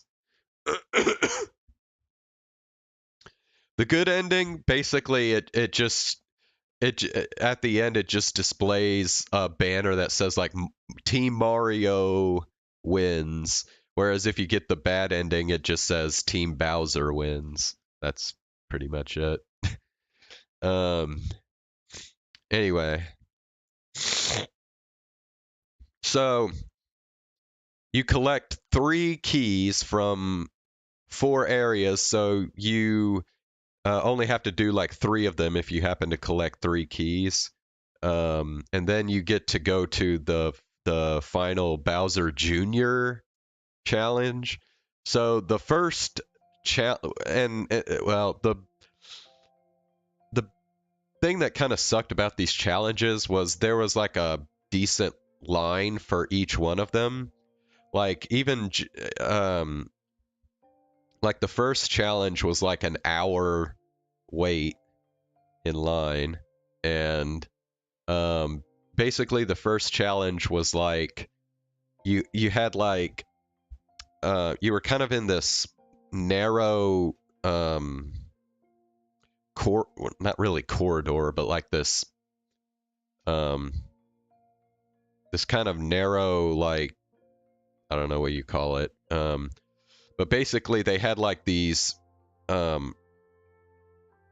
clocks lined up against a railing, and they were like, you know, there'd be like a clock here and a clock here and a clock here, so it was like side to side, and the clocks would all like go off at certain times, and you had to like hit, you would have to punch the top of the clock with a fist to get it to stop ringing, and it would flash red too when it was ringing.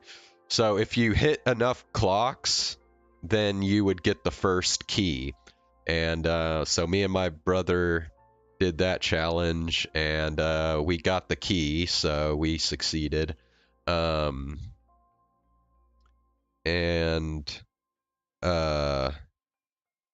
that one was probably like the most physically demanding. Like it was short enough that it didn't really like bother me that much, but if it had gone on like a minute or two longer, like I might have actually been kind of trying to catch my breath, you know, because of all the jumping around side to side kind of stuff. And then the second challenge was like, it was like this it's hard to explain. It's like this kind of circular thing that like is like kind of rolling like this, and then there's like a Goomba that pops out over top of it. So basically it's supposed to make it look like the Goomba is like running after you, and then you have to turn a crank to make the Goomba like go back. So it's like you're outrunning the Goomba. So me and Mark both did that. That one was like really easy, so we got the key there. And then for the third challenge, it was like the third challenge was the one that actually made me the most concerned, because I actually saw like several groups like fail it like before we got up there. So I'm like, oh crap, we might actually not be able to do this one.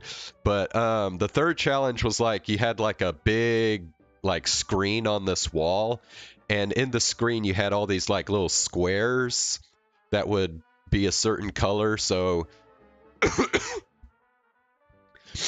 the objective was you had to tap each square to make it change to a specific color, and then you would have to make the whole screen like that color.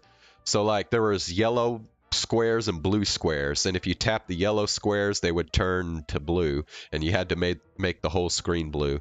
And actually me and my brother actually completed it like really quickly. So basically me and my brother just like dominated the whole fucking thing. And then we so that was the third key. So then we got to enter the Bowser Jr. Challenge, and this was the coolest one, because like you like go up into this room with like 11 other people, so I think it's like 12 people to each group, and you're like facing a kind of like this curved wall, and you have like this light behind you that's shining your like projecting your shadow onto the wall. And then on the wall they displayed like the enemies that you had to fight. So like there were like floating like bombs that were like floating down towards you and stuff. And like what you had to do was you would like punch your fists up in the air, and like if your shadow that you saw on the wall hit the enemy, then it would like kill the enemy basically. And when you got the fire flower, then you could like go like this, like throw your arm, and it would like throw fireballs at like enemies up in the air. It was actually pretty cool. And I got like the highest coin count in the whole group of like 12 people, and my brother got like he was not too far behind me. I think I got like 32 coins and he got like 28 or something. So like yeah, so we just kicked ass. And yeah. So so that was Nintendo World. I mean, all that took a while just because of all the lines and shit you had to wait in. So then we ate lunch, and then after that we did let's see. Oh, we did the Secret Life of Pets. They had a ride. It was kind of a kiddie ride, to be honest, but you know, whatever. We hadn't done the Secret Life of Pets ride before, so we did that one. And then we did the Minion Mayhem.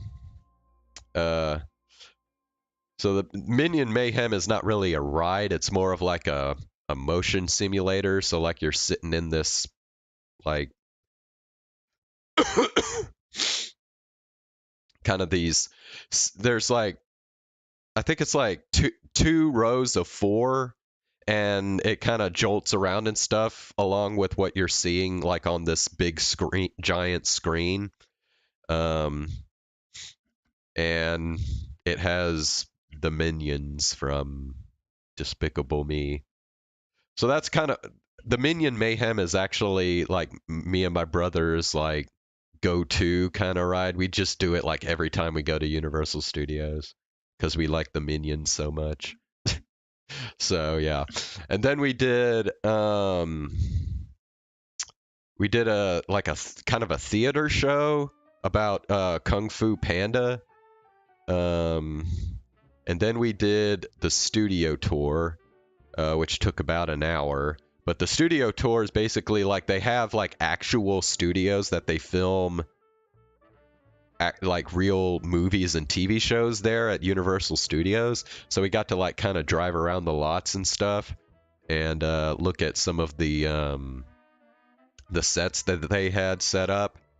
And like basically what they do is like a lot of these sets, they'll kind of do it up to look like a saloon, for example.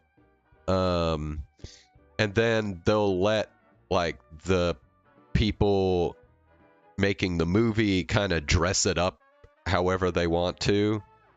So, so that it'll be like unique to the movie, so that like you won't like go, oh, that's that same exact set that they used in that other movie, you know. They have to dress it up to make it at least look a little unique, so you're not like recognizing sets from different movies and shit, right? But yeah, so we saw like, I don't know, sets from like they used in like Psycho, and so I'm like yeah, I mean they had sets from like movies from way the fuck back, like, you know. um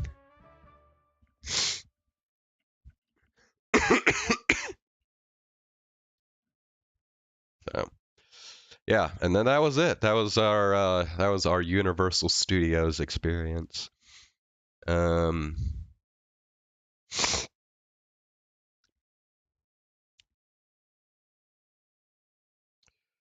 so then we went to downtown Los Angeles, where we stayed in this hotel called the Intercontinental Hotel, and I didn't even know this before I went to Los Angeles, but apparently Mark, my brother, looked this up like right before we arrived at the hotel. But this hotel is actually in the tallest building in Los Angeles. If you include the spire.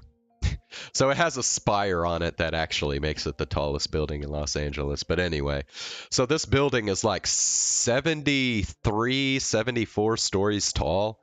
It's pretty damn tall, right?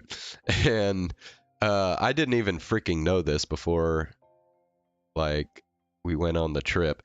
But our room was on the 59th floor of this building. So we were pretty high up. And the weirdest thing about this hotel was like the lobby wasn't on the first floor like a normal hotel. No, they had to put the lobby all the way up near the very freaking top of the building. So they put the lobby on the 70th floor of the building. So basically what that meant was like if you were going from my room on the 59th floor and you wanted to go down to the bottom to leave the hotel, you couldn't just go into an elevator and go from the 59th floor straight down to the first floor. You had to go from the 59th floor up to the lobby on the 70th floor. So you went up and then cross over to another elevator that took you down from the 70th floor down to the first floor. So I thought that was like really freaking dumb, but that's how they did it. So so yeah, and then Saturday was the first day of Anime Expo. So I want to show y'all right now, kind of give y'all an idea of, oh, whoops, sorry. I forgot we were on. Let me do this real quick. Okay. I'm going to try and find like a map to kind of give y'all an idea of the line that we waited in to get into the convention center the first day of Anime Expo. So you might have seen some of the pictures or maybe even some video. Obviously you saw my stream that I did in the exhibit hall, but like there's some pictures of like what it was like kind of outside of the exhibit hall. So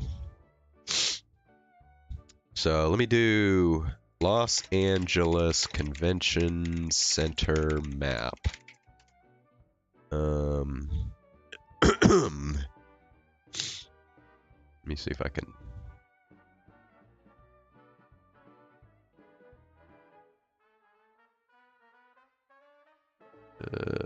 I need like a picture of like the surrounding area. Surrounding area.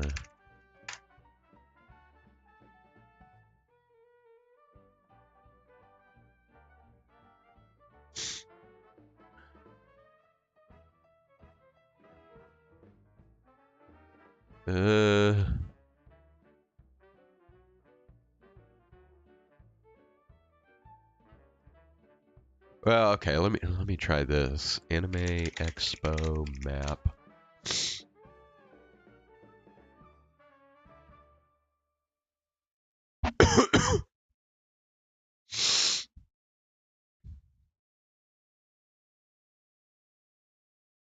Actually, I'm not even sure if this is going to be what I need. Not really. Shoot.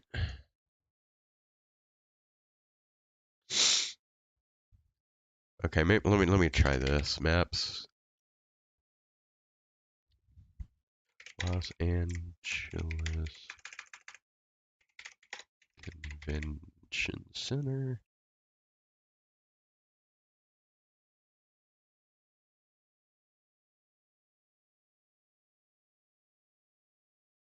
Okay.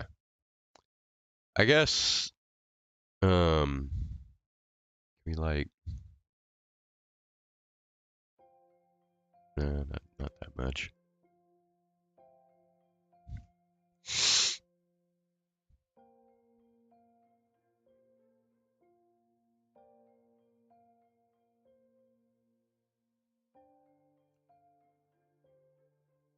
All right. So, hold on one sec.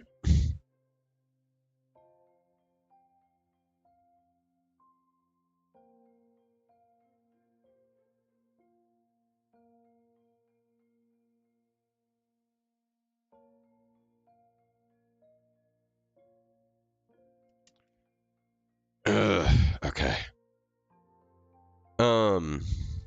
All right, so hopefully you can see this well enough. Okay. I don't know. I wish. Well, here. Let me try this instead.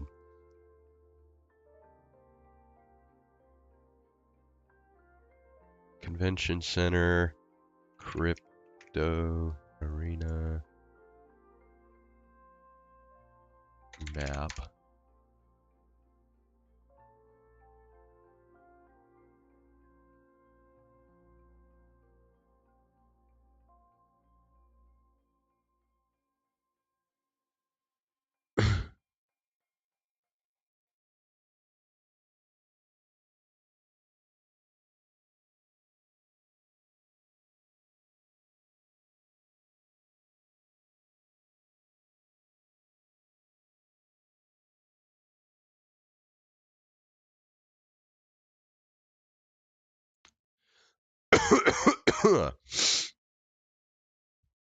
Okay, maybe this'll be a little better. So basically this like dark gray, this kind of dark gray area right here is the convention center, right? And maybe I need to let me see if I can.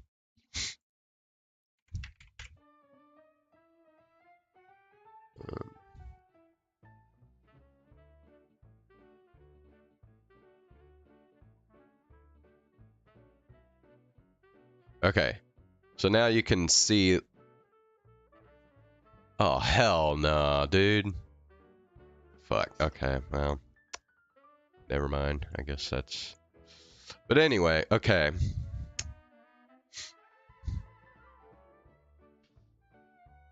Maybe I can do that. Blow this up a bit.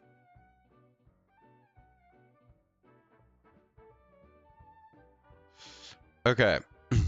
So this dark, like I said, this dark gray area here is the convention center. This kind of circular area here to the kind of to the right of it, that is the crypto.com arena, right? That's where like the Los Angeles Lakers play. So I am showing you this to give you an idea of the line that I had to wait in the first day to get into this convention center here. So we were trying to enter here in the west entrance, or the west lobby right here. Okay. So, actually, let me see if I can, let me try this. I'm gonna like save as real quick here and do like open this shit up in Paint.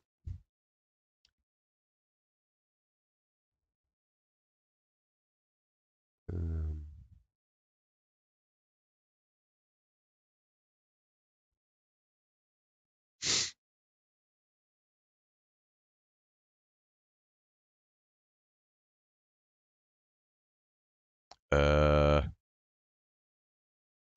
oh, fuck. Did it save? Wait. Oh, it saved it as a fucking PDF file. That's why. Let's see.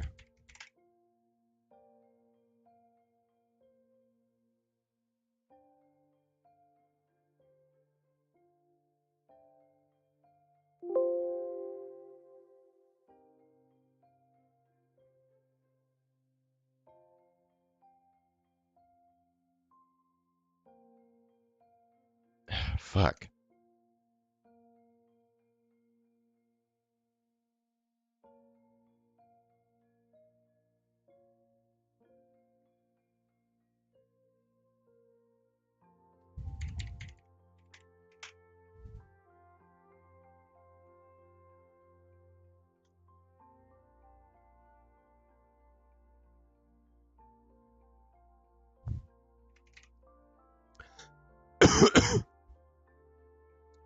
Hopefully it'll just let me do this.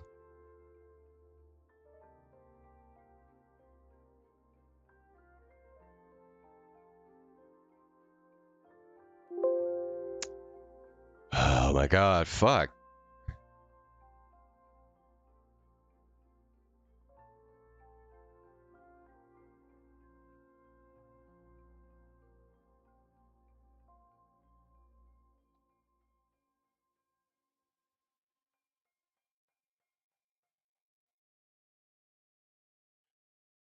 Okay.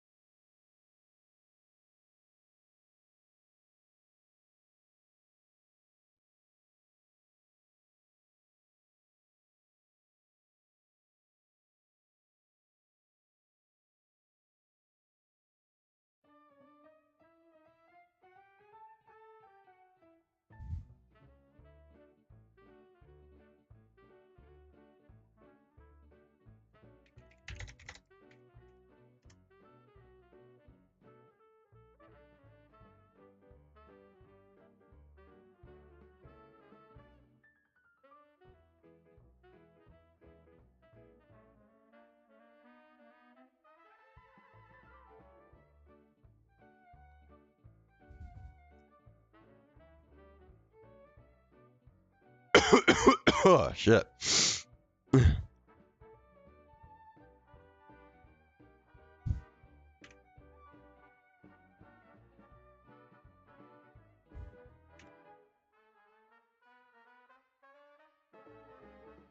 Okay.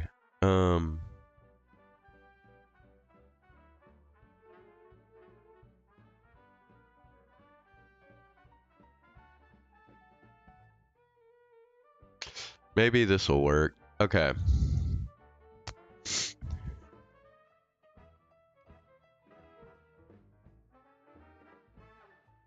So, can you kind of see where I'm drawing here? Yeah, you should be able to see that. So that red circle that I just marked, so that's the, that is the crypto.com arena, right?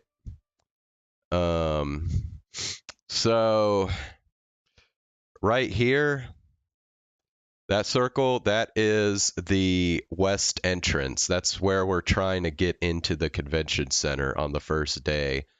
So basically there was a line starting from the entrance here. All right. So this fucking line goes around this arena, right? Back here, goes back all the way. So basically it's kind of like wrapped around like 3/4 of the way around this arena. Then it loops and comes back like this. Comes back around, right? So basically it's like it's wrapped back around close to the entrance that you're trying to get into. And then it continues on back this way. And right here is where we got in line.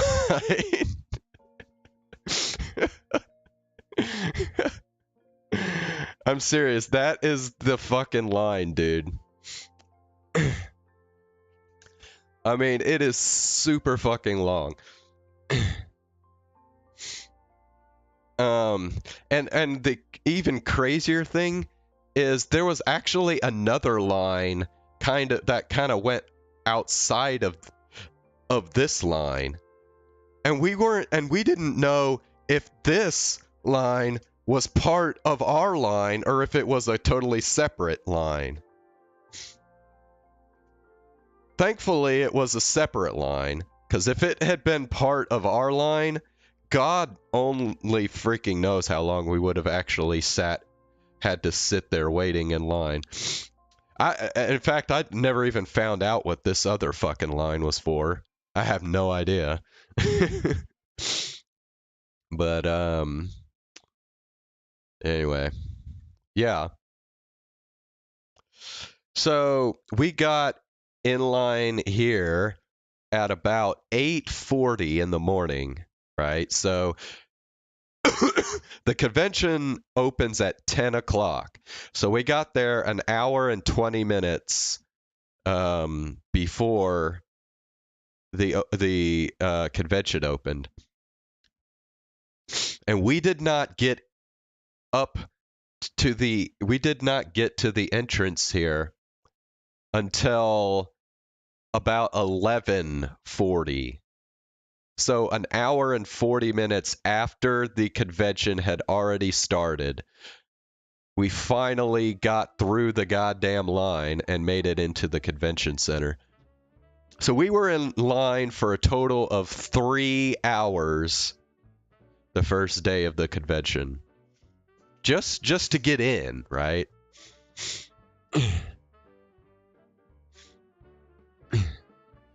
So anyway, that should give you an idea of how crazy that first day was.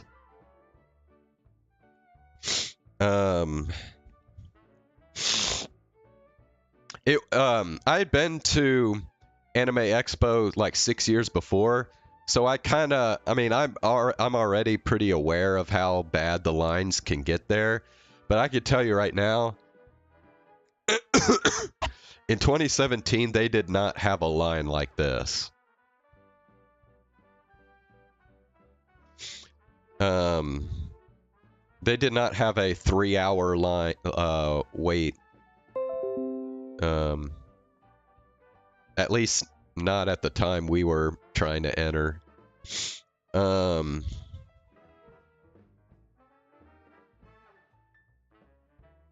So yeah, as you can imagine,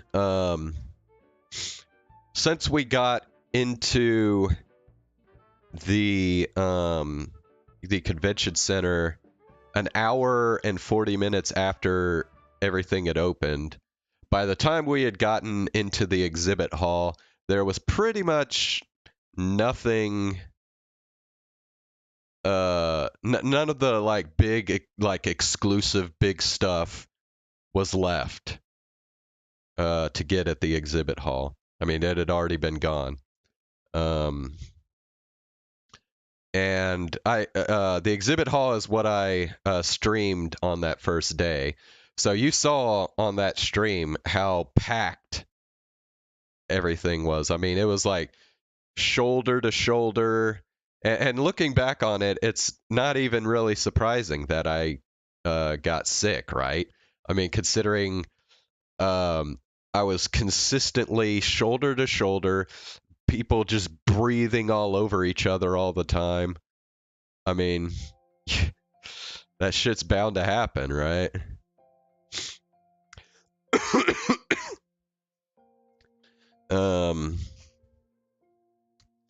Yeah, and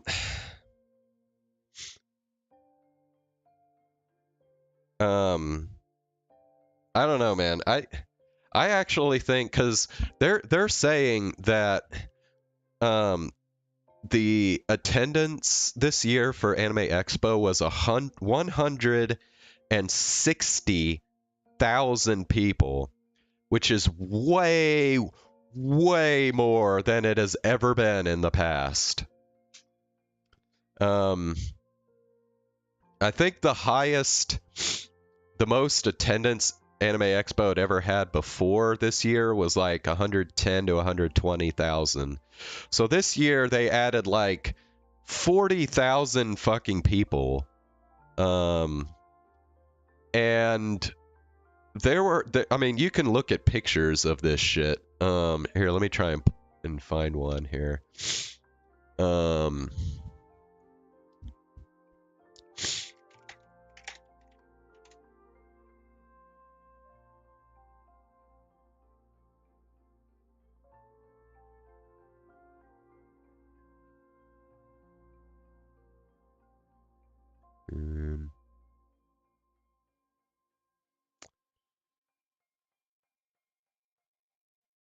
Hello. Okay. So here's kind of a low res picture, but look at this shit. Okay. Like,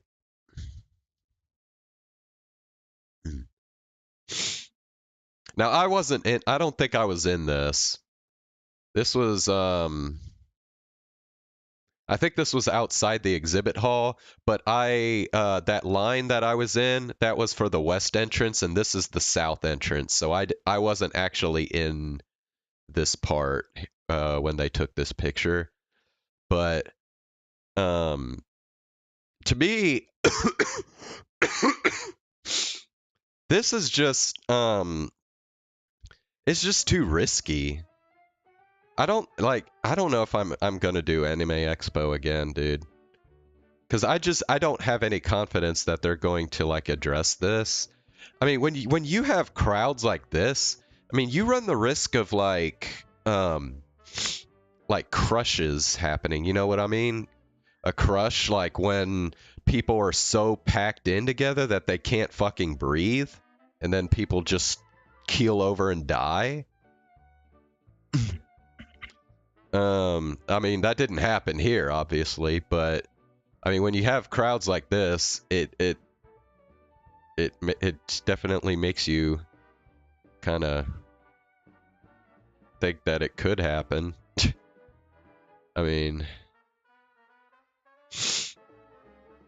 yeah, and the thing is, like, back when I went in 2017, I mean, I remember them talking about capping like the number of tickets that they sold so that they wouldn't have like an overcrowding issue. but I I think they didn't even fucking bother this year with any kind of ticket cap, because 160,000 people is fucking insane, dude. And I mean, trying to walk around in that exhibit hall on day one was just a nightmare. As you could tell from the stream, it was just crazy. So anyway, so day one, the most of what we spent most of the day Saturday just going around the exhibit hall and around Artist Alley. So, oh, that reminds me, I was going to show y'all some of the stuff that I got. I'll do that here in a little while. But anyway, also on day one, we did one panel, which was the Love Live panel that I wanted to stream, but I couldn't. And it turns out that pretty much every panel that I attended had that rule where you couldn't, you weren't allowed to video record it. So unfortunately, I didn't get to do like any fucking streaming while I was there, which really sucks, but that's the rules, you know. But yeah, so the Love Live panel was, they had 3 guests of honor at this panel. It was the voice actresses for Yoshiko Yohane from Sunshine, Canon, or not, I'm sorry, not Canon,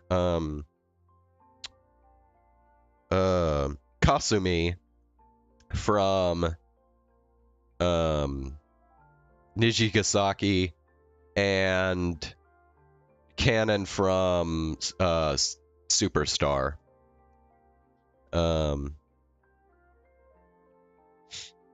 And obviously Yohane is my favorite Sunshine character, so that was pretty cool to get to see her, the voice actress, and they were kind of pumping up the new Yohane anime, which I think is just coming out this season.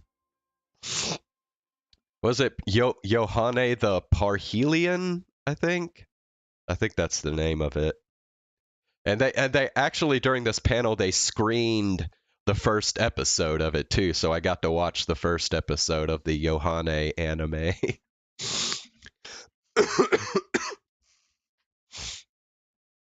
So yeah, that was pretty cool.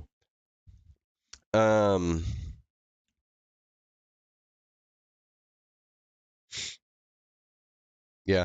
Oh, and dude, the voice actress for Canon from Superstar, she is like really cute. I'm telling you, dude. Like both she looks cute, and her personality is really cute too.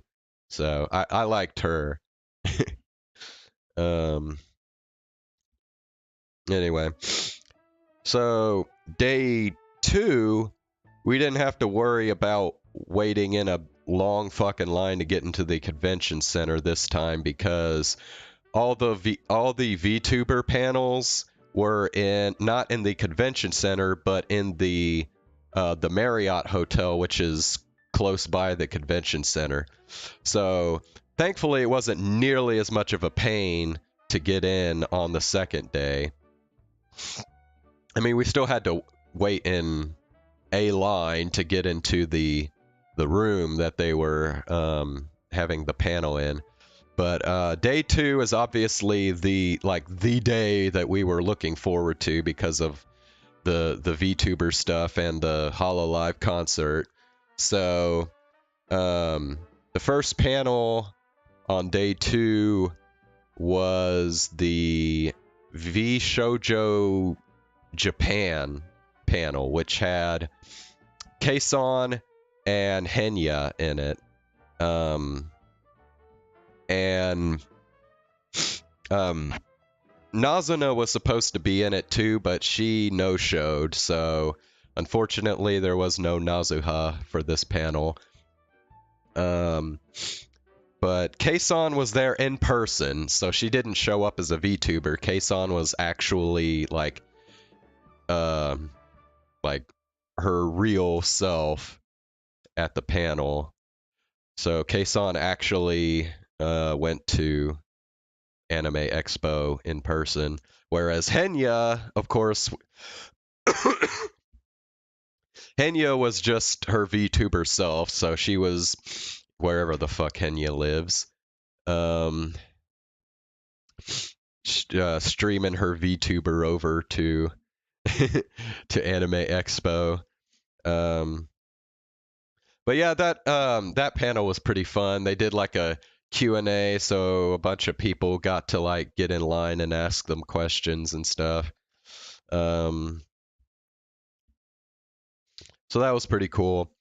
And then the next panel after that was the Niji Sanji English panel, or the Lazulite panel, which had Elira, Finana, and Pamu in it. And even though I don't watch that much Niji Sanji, I actually enjoyed this panel quite a lot because they did like a mini concert performance in it. And they were just so good, dude. They were like so good performing, man. Very, very talented, I must say. Like, and I mean, I'll just say it, like, both Pamu and Finana are like so cute. They're just so cute, Pamu and Finana. And then Alira's just Alira, you know. but bro, so they did 4 songs, right? Yes, I got to see Finana. And like, so I'm not at all familiar with like Niji Sanji's music. Like the only song I knew excuse me, the only song I knew was Tsunami. So they performed Tsunami.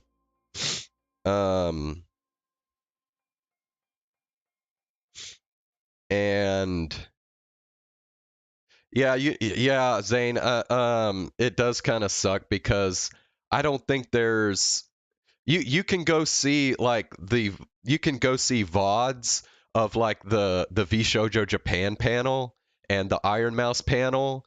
Like you can go see the VODs for those like on the V Shoujo Twitch channel, I think. So you can go and watch those anytime you want. But the Niji Sanji panel, I don't think there is a single VOD of it anywhere. So I think you're shit out of luck if you want to.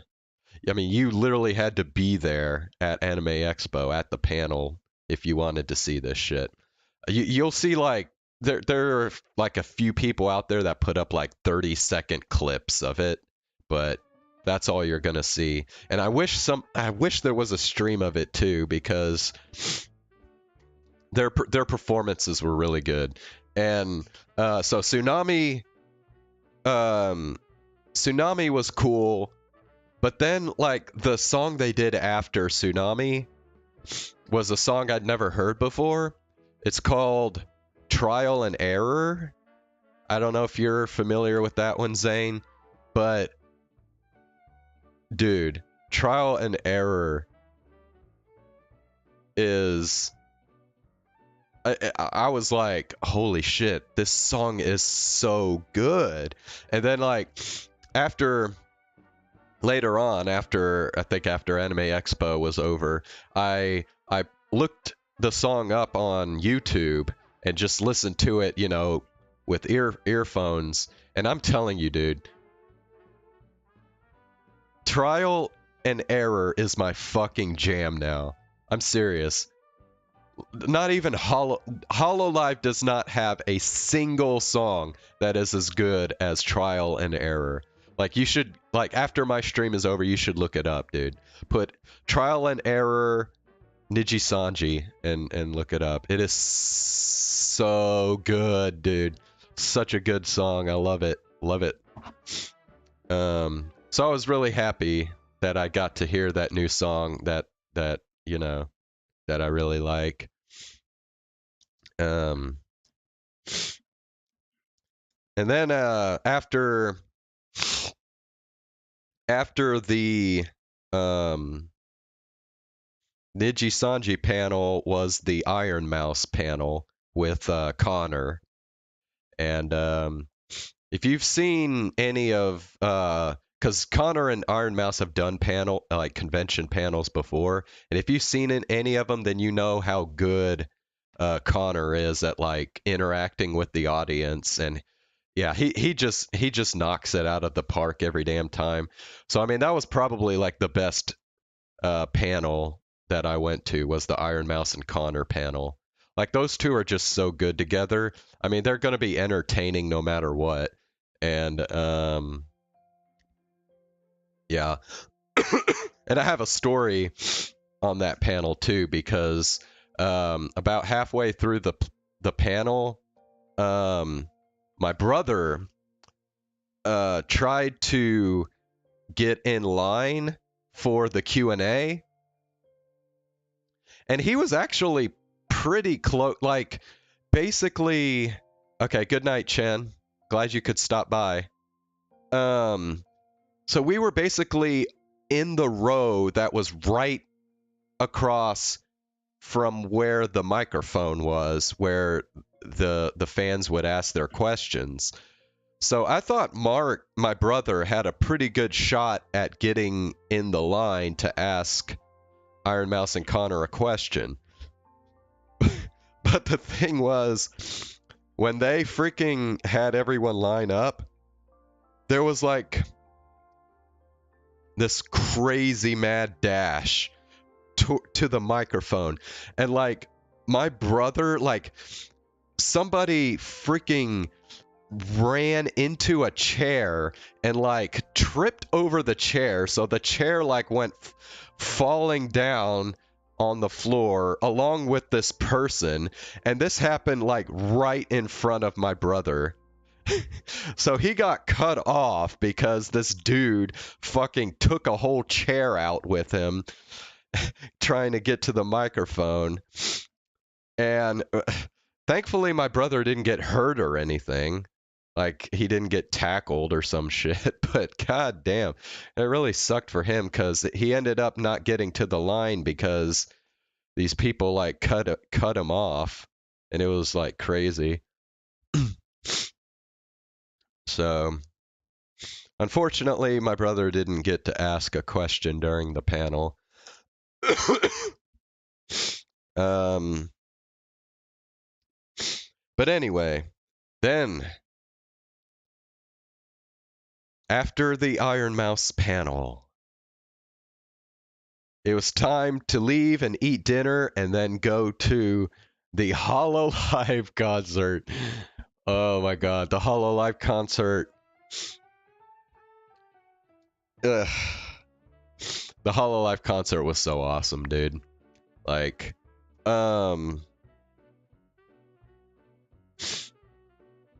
yeah. And our seats were like really good too. I mean, like I said, we were pretty close to the front, and we were like right in the center too. So like, I mean, you really couldn't have asked for better seats.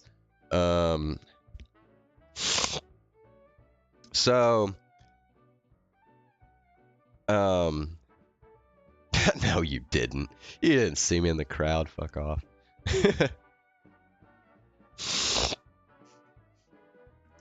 No, but no, I promise you, I was not the guy who was cosplaying Heiko's Bales. The guy with all the fucking chest hair and shit. No, that was not me.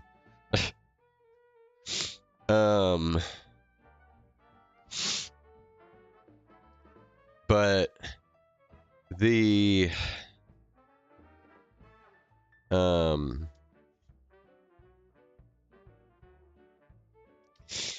Anyway. So, did you watch the stream of the concert, Zane?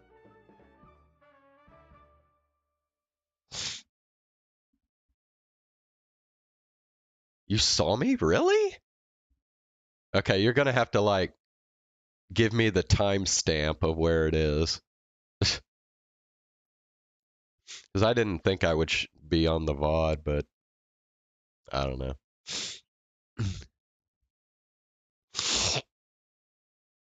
um.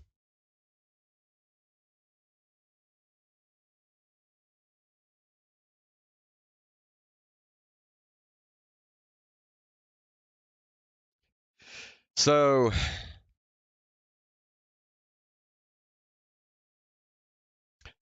there was like one point during the concert, it was like right after Iris's first performance, where like the noise was kind of dying down. It wasn't like completely quiet yet, but it was kind of dying down, and I yelled out, "Iris, you're so hot!" And then later in the concert, I yelled out what I said I was gonna yell out. If you remember a while back, I said that if you hear somebody yell out, "Bring back Tsukumo-sana," that would be me. Well, I did it. I yelled out in a moment where it was like totally silent, so everybody could fucking hear me. I yelled out, "Bring back Tsukumo-sana!" Although I'm not sure if everyone actually heard me, because I actually looked up the VOD after it was over to see if the stream actually picked me up yelling that, and unfortunately you could not hear it on the stream, which is crazy because I swear I did it like when it was totally silent, and but for some reason you just couldn't hear it. I mean, they must have had the mic like way in the back, because I don't think it was picking up like anything that was happening like in the front of the stadium. What I did was I had to turn my volume like I had to crank it up really freaking high, because I remembered where in the concert I did it. It was like right after the council unit song.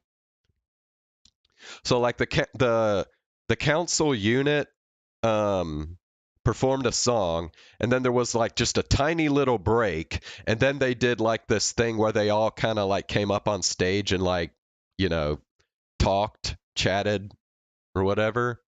So it was literally like, so you know how each time when they come up on stage you have like the magic like thing that flows in, and then it goes ding like that, you know, and then they like appear. So like right before that sound effect like came in, I yelled, "Bring back Tsukumo-sana!" And like obviously everybody up front in the stadium could hear me when I yelled that.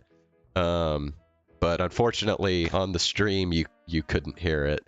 But if you cranked the volume up way really high and you listen really, really closely, you actually will hear me.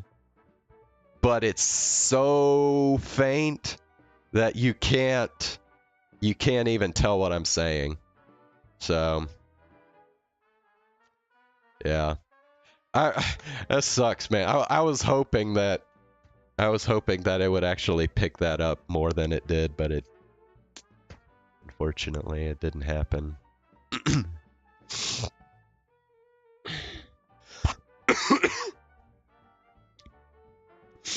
But anyway, man, I did what I said that I was gonna do, so that's all I guess I could ask for.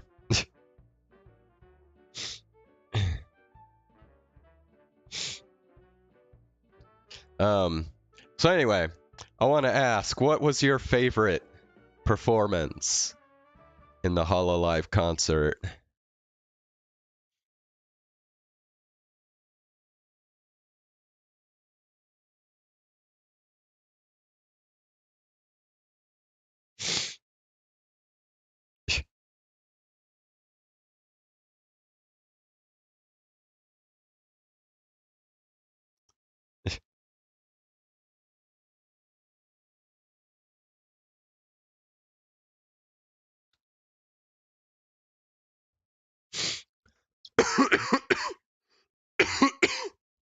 Mm.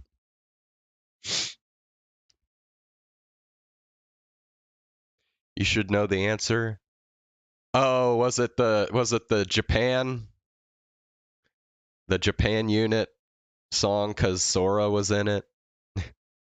That would be my guess.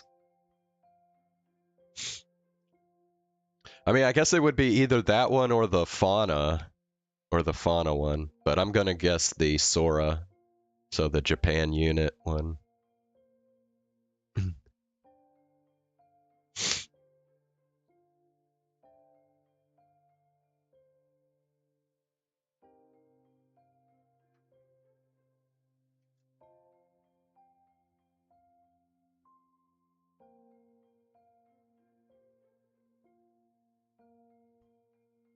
Okay. Well, my my favorite performance from the concert might actually surprise you, but my favorite was actually Mume's, believe it or not. Because she did Mume sang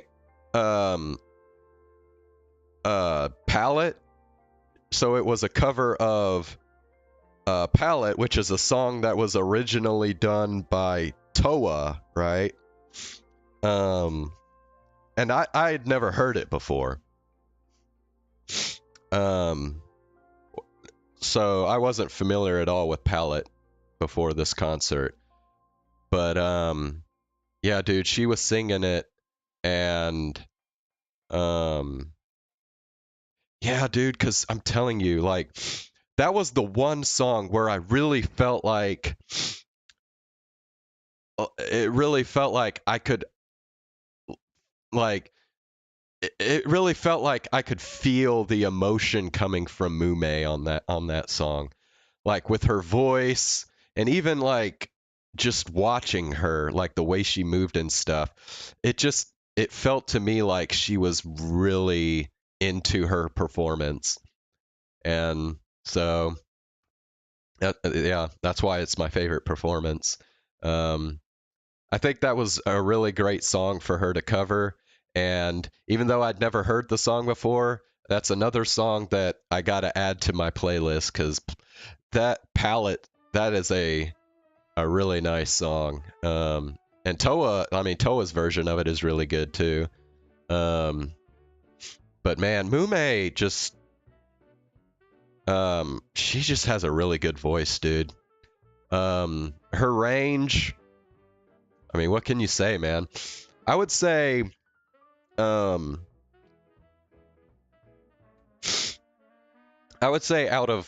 Hololive English, there are 4 like top tier idols, I guess you could say, or top tier music performers, or whatever you want to call it. And those 4 are Kiara, Iris, Mume, and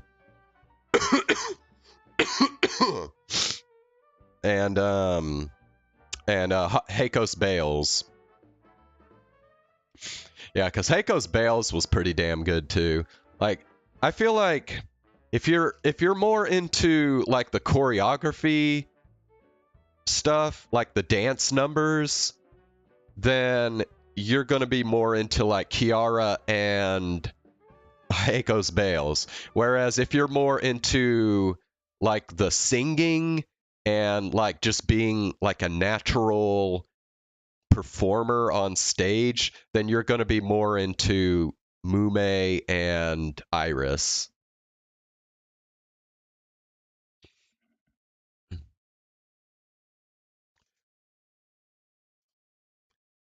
So,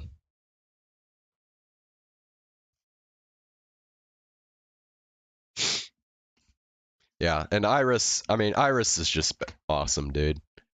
Um,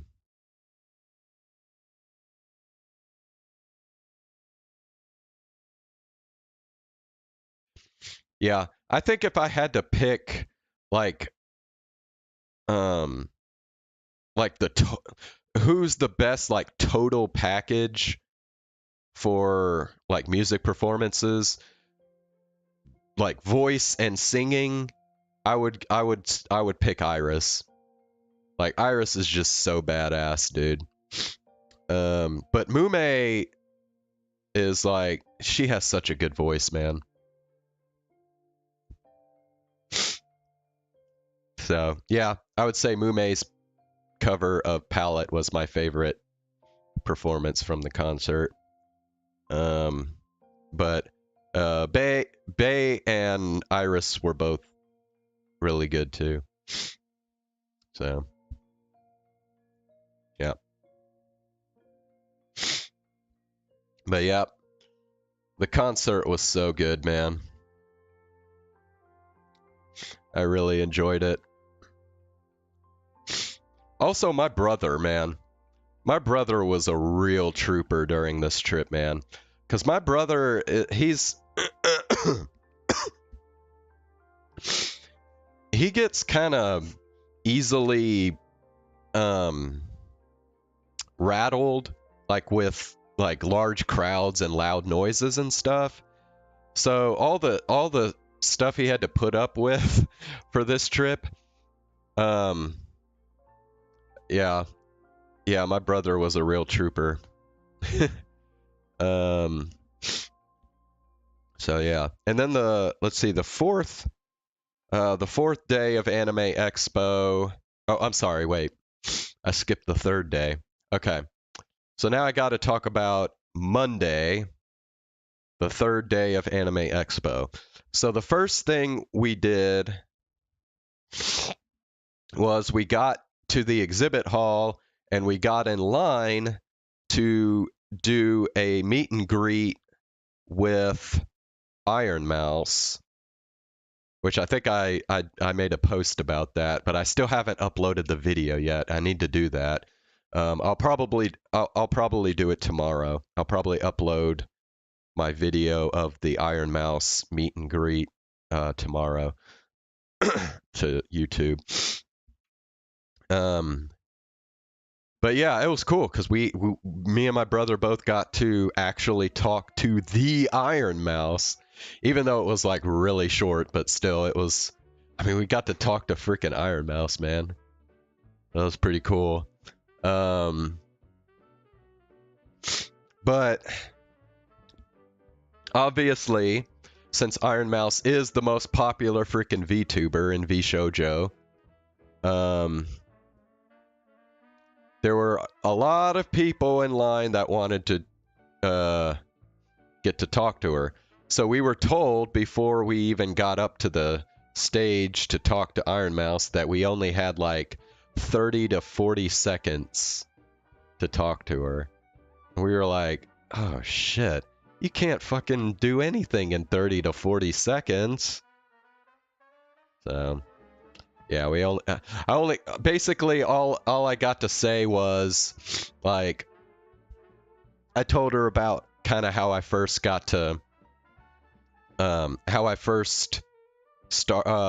to know her, like how I first got into her streams and stuff. And then I told her that she's been my Oshi for like, 2 years or however long it's been. And then my brother asked her a question, which he didn't get to ask in the in the panel the day before, but he got to ask her now. So he asked what her biggest phobia is. And we were thinking that she was going to answer either space or birds, because she's like freaked out about her fear of space and birds in streams past before, but she actually answered claustrophobia. And then my brother said that his biggest fear was hornets and wasps. And she said something about like, well, I'm not too worried. I'm not too fearful of them now because I watched the Bee movie. So, and then that was it. That was all the time that we had. So, and then we just got a picture with her, and then that was it. So. But yeah, I will upload the full video tomorrow of that. Hold on one sec. Let me blow my nose real quick.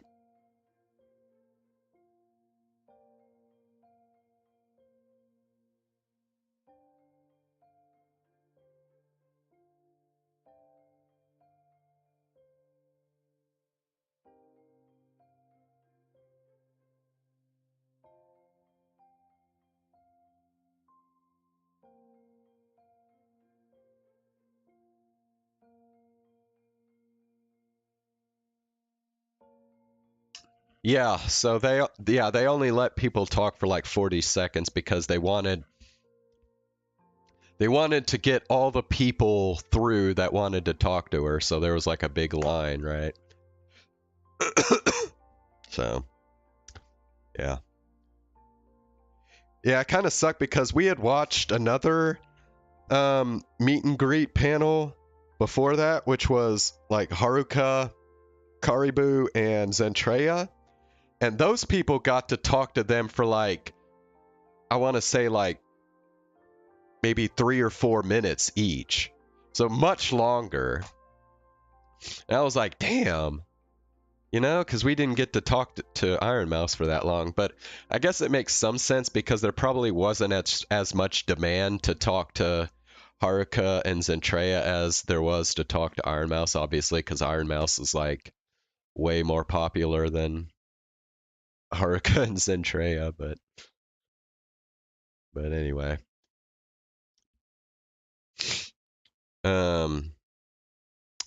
Yeah, and then let's see, what were the panels that we did that day?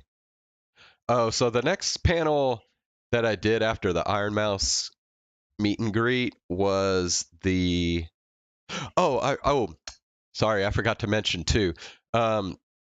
Since we had time to wait in line for the Iron Mouse meet and greet, I actually got to go to the Bushy Road booth in the exhibit hall, which I didn't get to do on day one because, like I said, we got into the exhibit hall like nearly 2 hours after it had already opened, so there was like no chance of getting anything from the Bushy Road booth that day. But because we got into the exhibit hall pretty early on day 3, I was able to get into the Bushy Road line, and I bought a rubber mat. So they were selling HoloLive merchandise, right? And one of the big items that they were selling were these rubber like desk mats, basically. And so I will let you guess which VTuber I got the mat for, and I will be right back. I'm going to bring you all the stuff that I bought at Anime Expo, so I will be right back.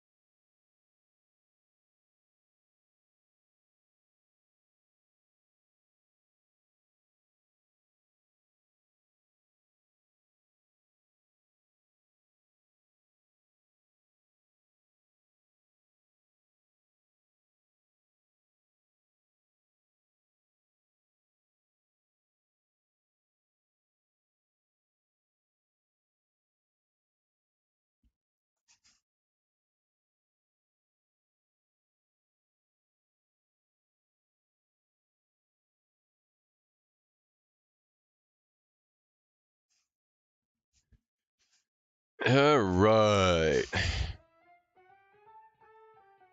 So here we go. So I bought 6 art prints along with the desk mat that I mentioned earlier. So let me show you the art prints that I bought first. Okay. So, here's the first one. Here, maybe I need to turn it sideways. It's Amelia!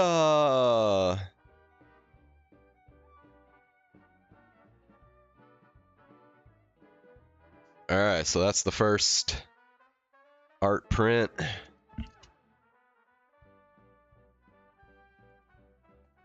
And that back in here. Ah, shit.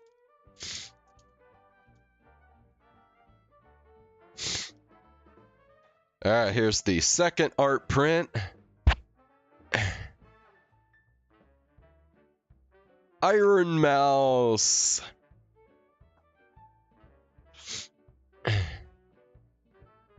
Okay.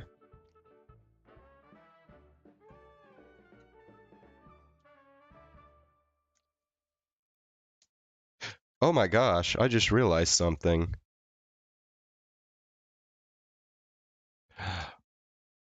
Bro, I just realized something. She accidentally gave me 2 of the same art prints. Holy shit. She actually gave me an extra one. Wow.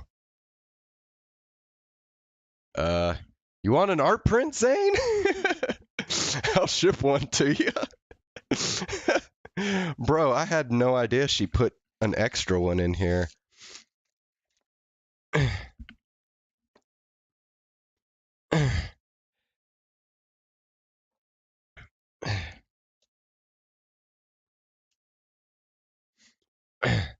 Okay, and then my third art print. Fauna!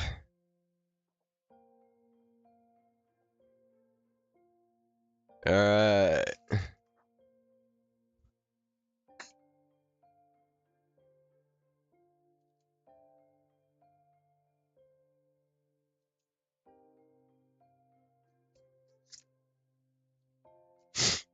Alright, so.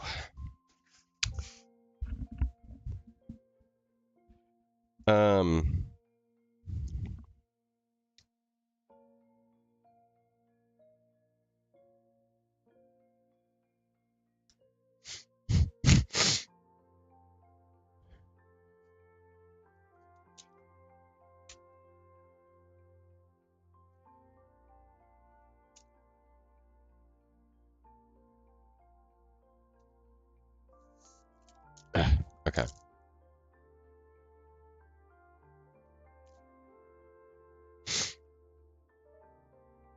Alright, so, loosen your pants, do what you gotta do, because these next 3 are a little bit racier, little sexier art here, so here we go.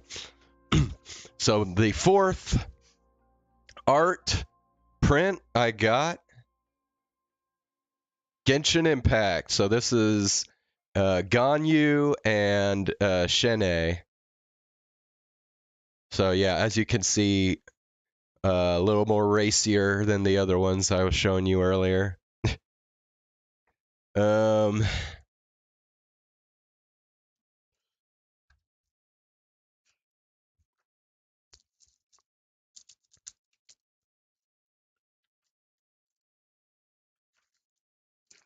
all right, and then the fifth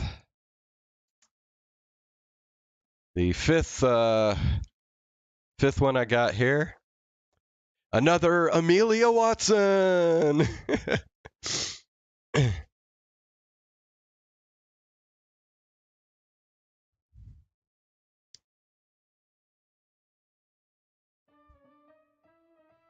All right.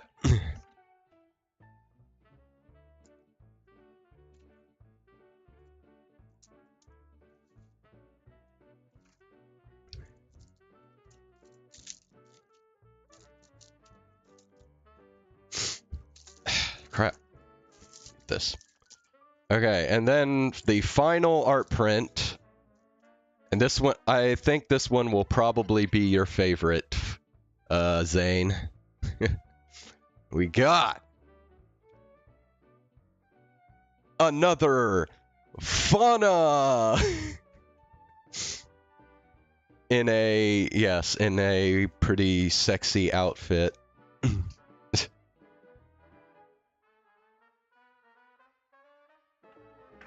So there we go. So that's all the art prints that I got.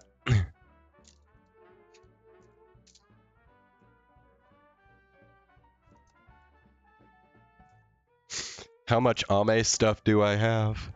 Well, you're about to find out because my desk mat, I haven't even opened it yet, so here we go. This is my desk mat that I got from Bushy Road. Hold on. Gotta, the drill, gotta get the stickers and all that shit off here.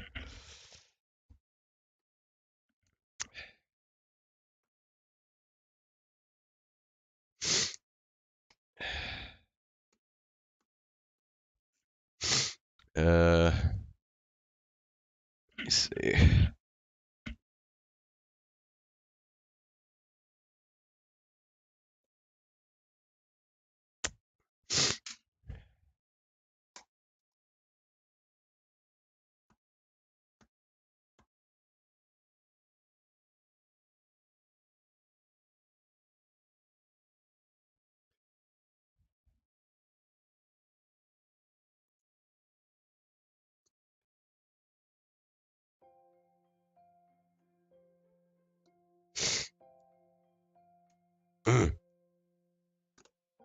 Okay, I got one off.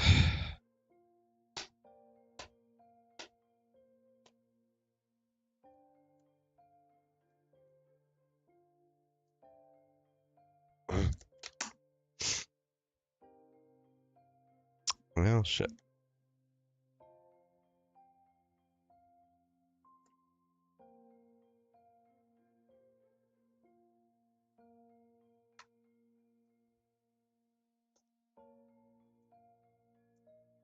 Okay, there we go.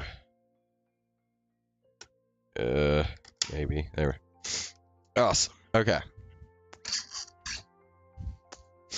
Here we go. Oh, hold on. Got a sheet of paper in here. Dun dun dun! Amelia! Yes. I got an Amelia Watson desk pad for my desk here.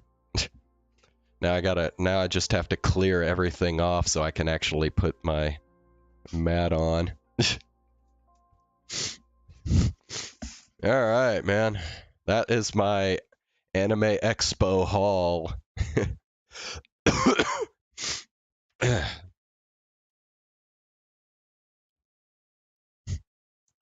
Hold on one sec. Let me blow my nose.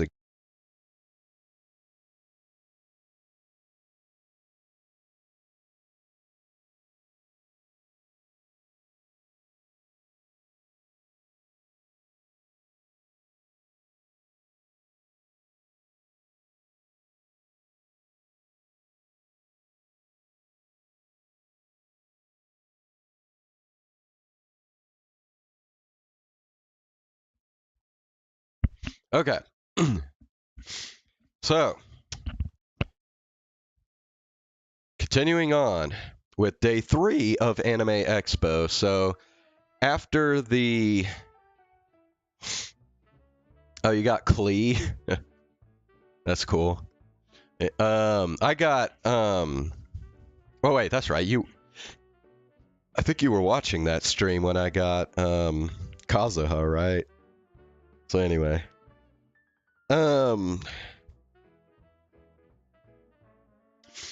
after the Iron Mouse meet and greet, I went to a panel where they were premiering new episodes of anime that are coming out this season. The first show they showed was like some shoujo anime. Trying to remember what it was called. Something like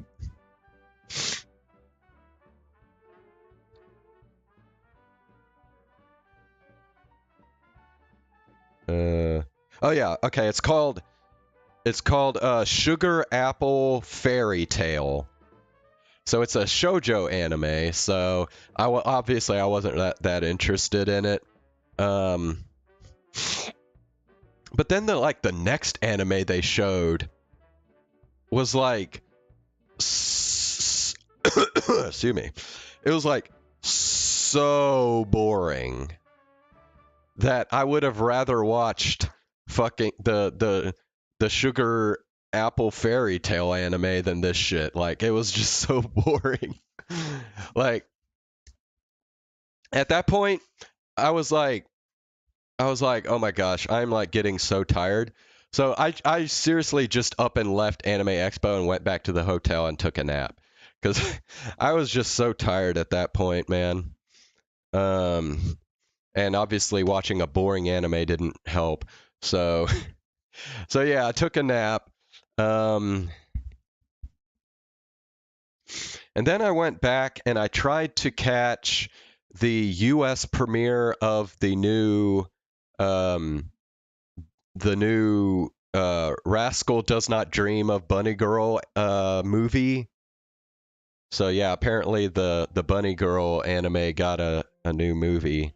But unfortunately, they capped the line before I got in there. And after I took that nap, I was not up for waiting another hour plus in line. So I just took my chances, and unfortunately I struck out on that one, so I didn't get to see the premiere of the movie. Which is fine. I mean, I wasn't like super into seeing that movie.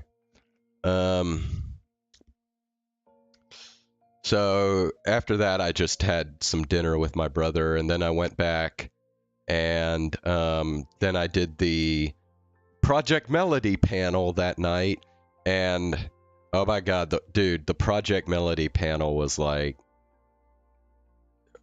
it was something else. There's probably a VOD of it on VShojo channel, I would think. But, oh my god. It was... I don't know how you explain it. There was a lot of cringe involved, let's just say. So the Project Melody panel was like an 18+ panel, right?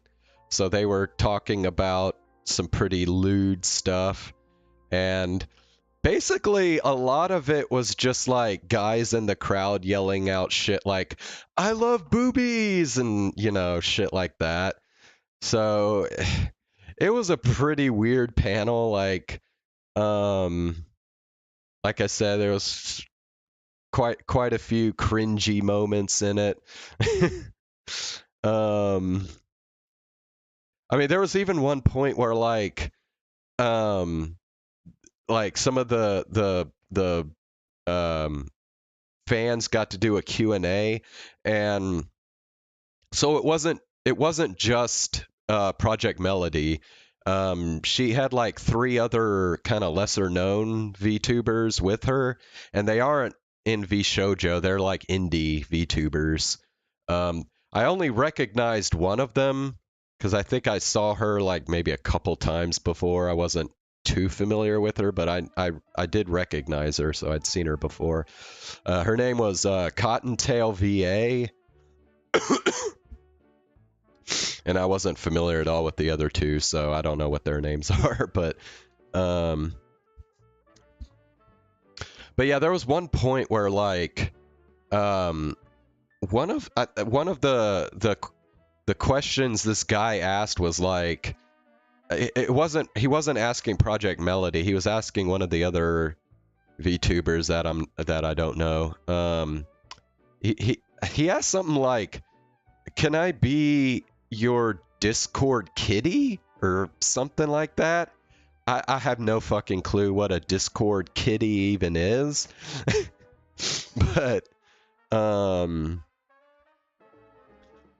But she responded by saying like, you can if you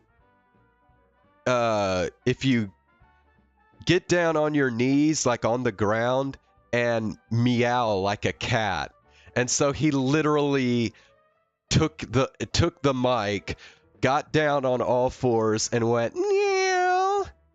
And I'm like, oh my god. Yeah. So yeah, it was definitely a unique panel, let's just say. And then the fourth day, I did another panel where they were premiering new episodes of anime, and this one actually had anime I was actually more interested in, because like they showed 2 episodes from I think it's called like it's something like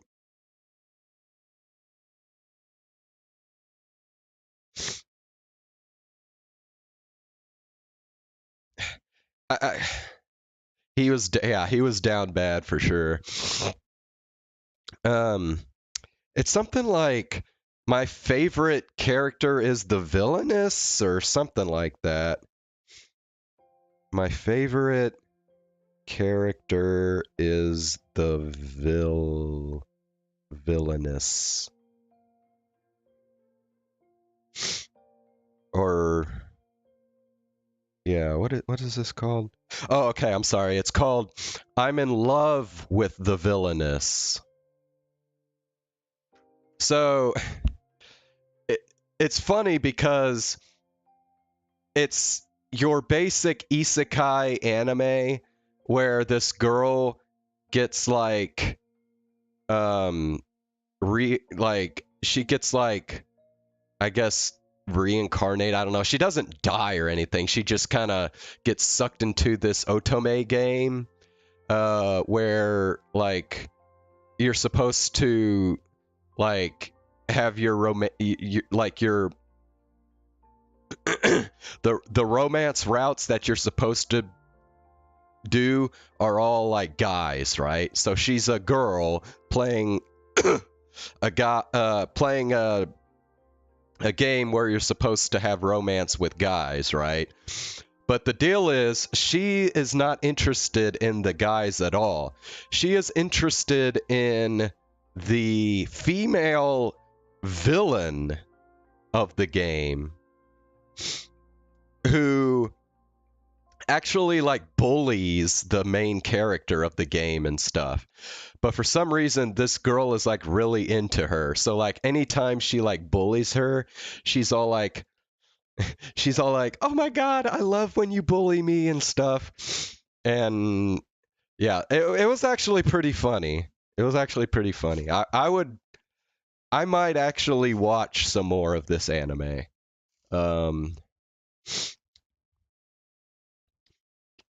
And then they showed, after that they showed 2 episodes of Rent a Girlfriend season 3, which I haven't even seen season 2 yet, so I kind of skipped ahead in the timeline, I guess. But I need to go back and watch season 2 of Rent a Girlfriend because I haven't even watched it yet.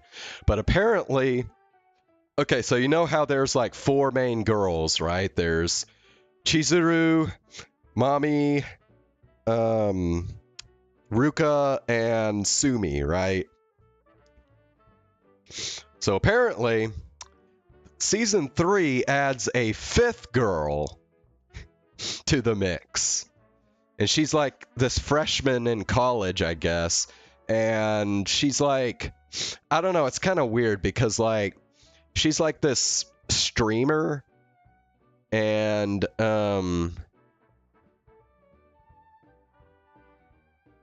and um what's the main character's name? Kazuma?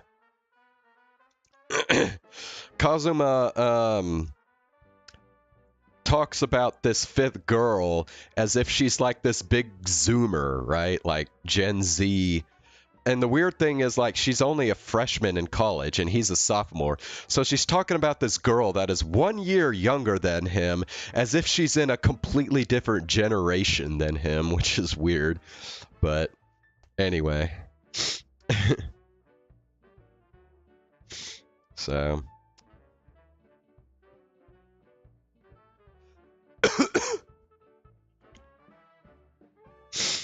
So yeah, there's that. And then after that, oh, I'm sorry, I forgot. There was a panel I actually did before that. So the first panel I did that day was an educational panel called Anime in the Metaverse, and this was more kind of teaching you about tools that you can use to actually create content in like VR, using stuff like Unity and Unreal Engine. So that was kind of cool. I already knew about some of the stuff because I had already done that, like the VTuber model, and like imported it into VR chat, if you remember all that shit. Remember Professor Tensai and all that shit that I did? So I was already familiar with some of the stuff that he talked about because I had already created a VTuber model with Vroid Studio, and he talked about Vroid Studio, and I already used Unity to like make it into VR chat and all that stuff. So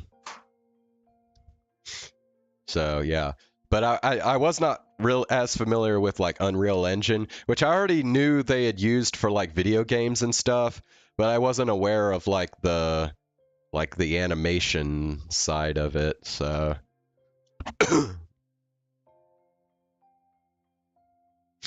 so yeah. And then that that anime, the episode premiere panel was actually the last thing that we did at Anime Expo, and then it was over. And then we just went over to a hotel that near the airport, so that the next day we flew back home. So so that pretty much sums up my experience at Anime Expo.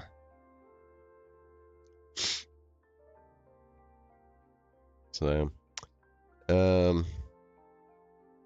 me go ahead and Book learning alone is not enough. oh crap. Okay, well let me just go to here and we'll save our stuff and wrap this up. So any questions you got about my trip before I hop off? Add Astra.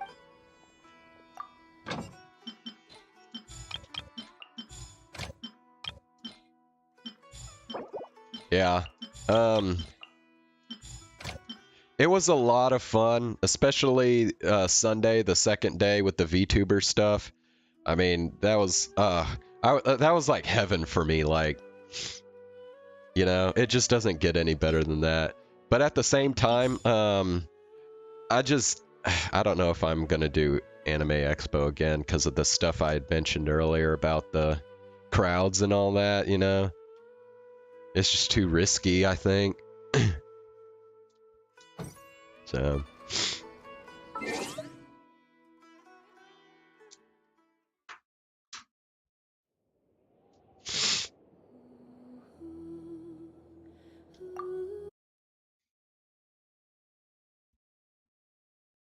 Yeah.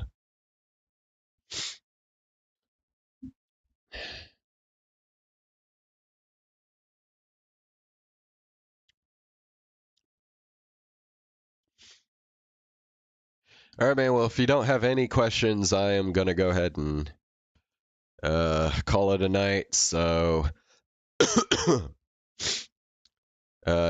glad you could join. Listen to me ramble on about Anime Expo, how crazy and fun it was.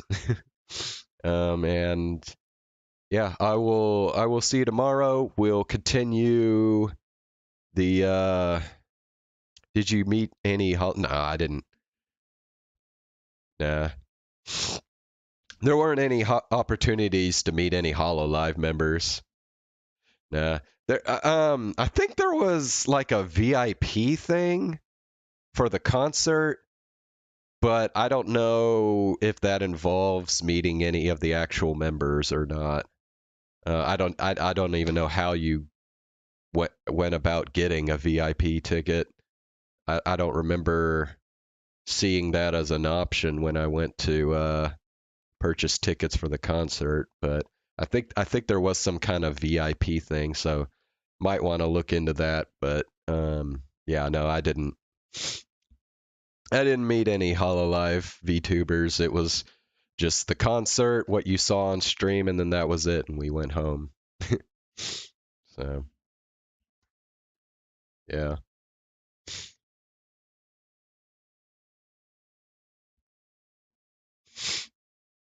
But yeah, if that final thing they showed in that like that mysterious trailer they showed at the very end, if that's the Gen 3 reveal, then oh my god, dude, Gen 3, man. Ah, I'm gonna be very curious to see what Gen 3 brings. If anybody from Gen 3 happens to make it up in my like list of Oshis along with like Amelia and Fauna. Anyway, I'll see you tomorrow. Hopefully my voice will have recovered a little more by then. And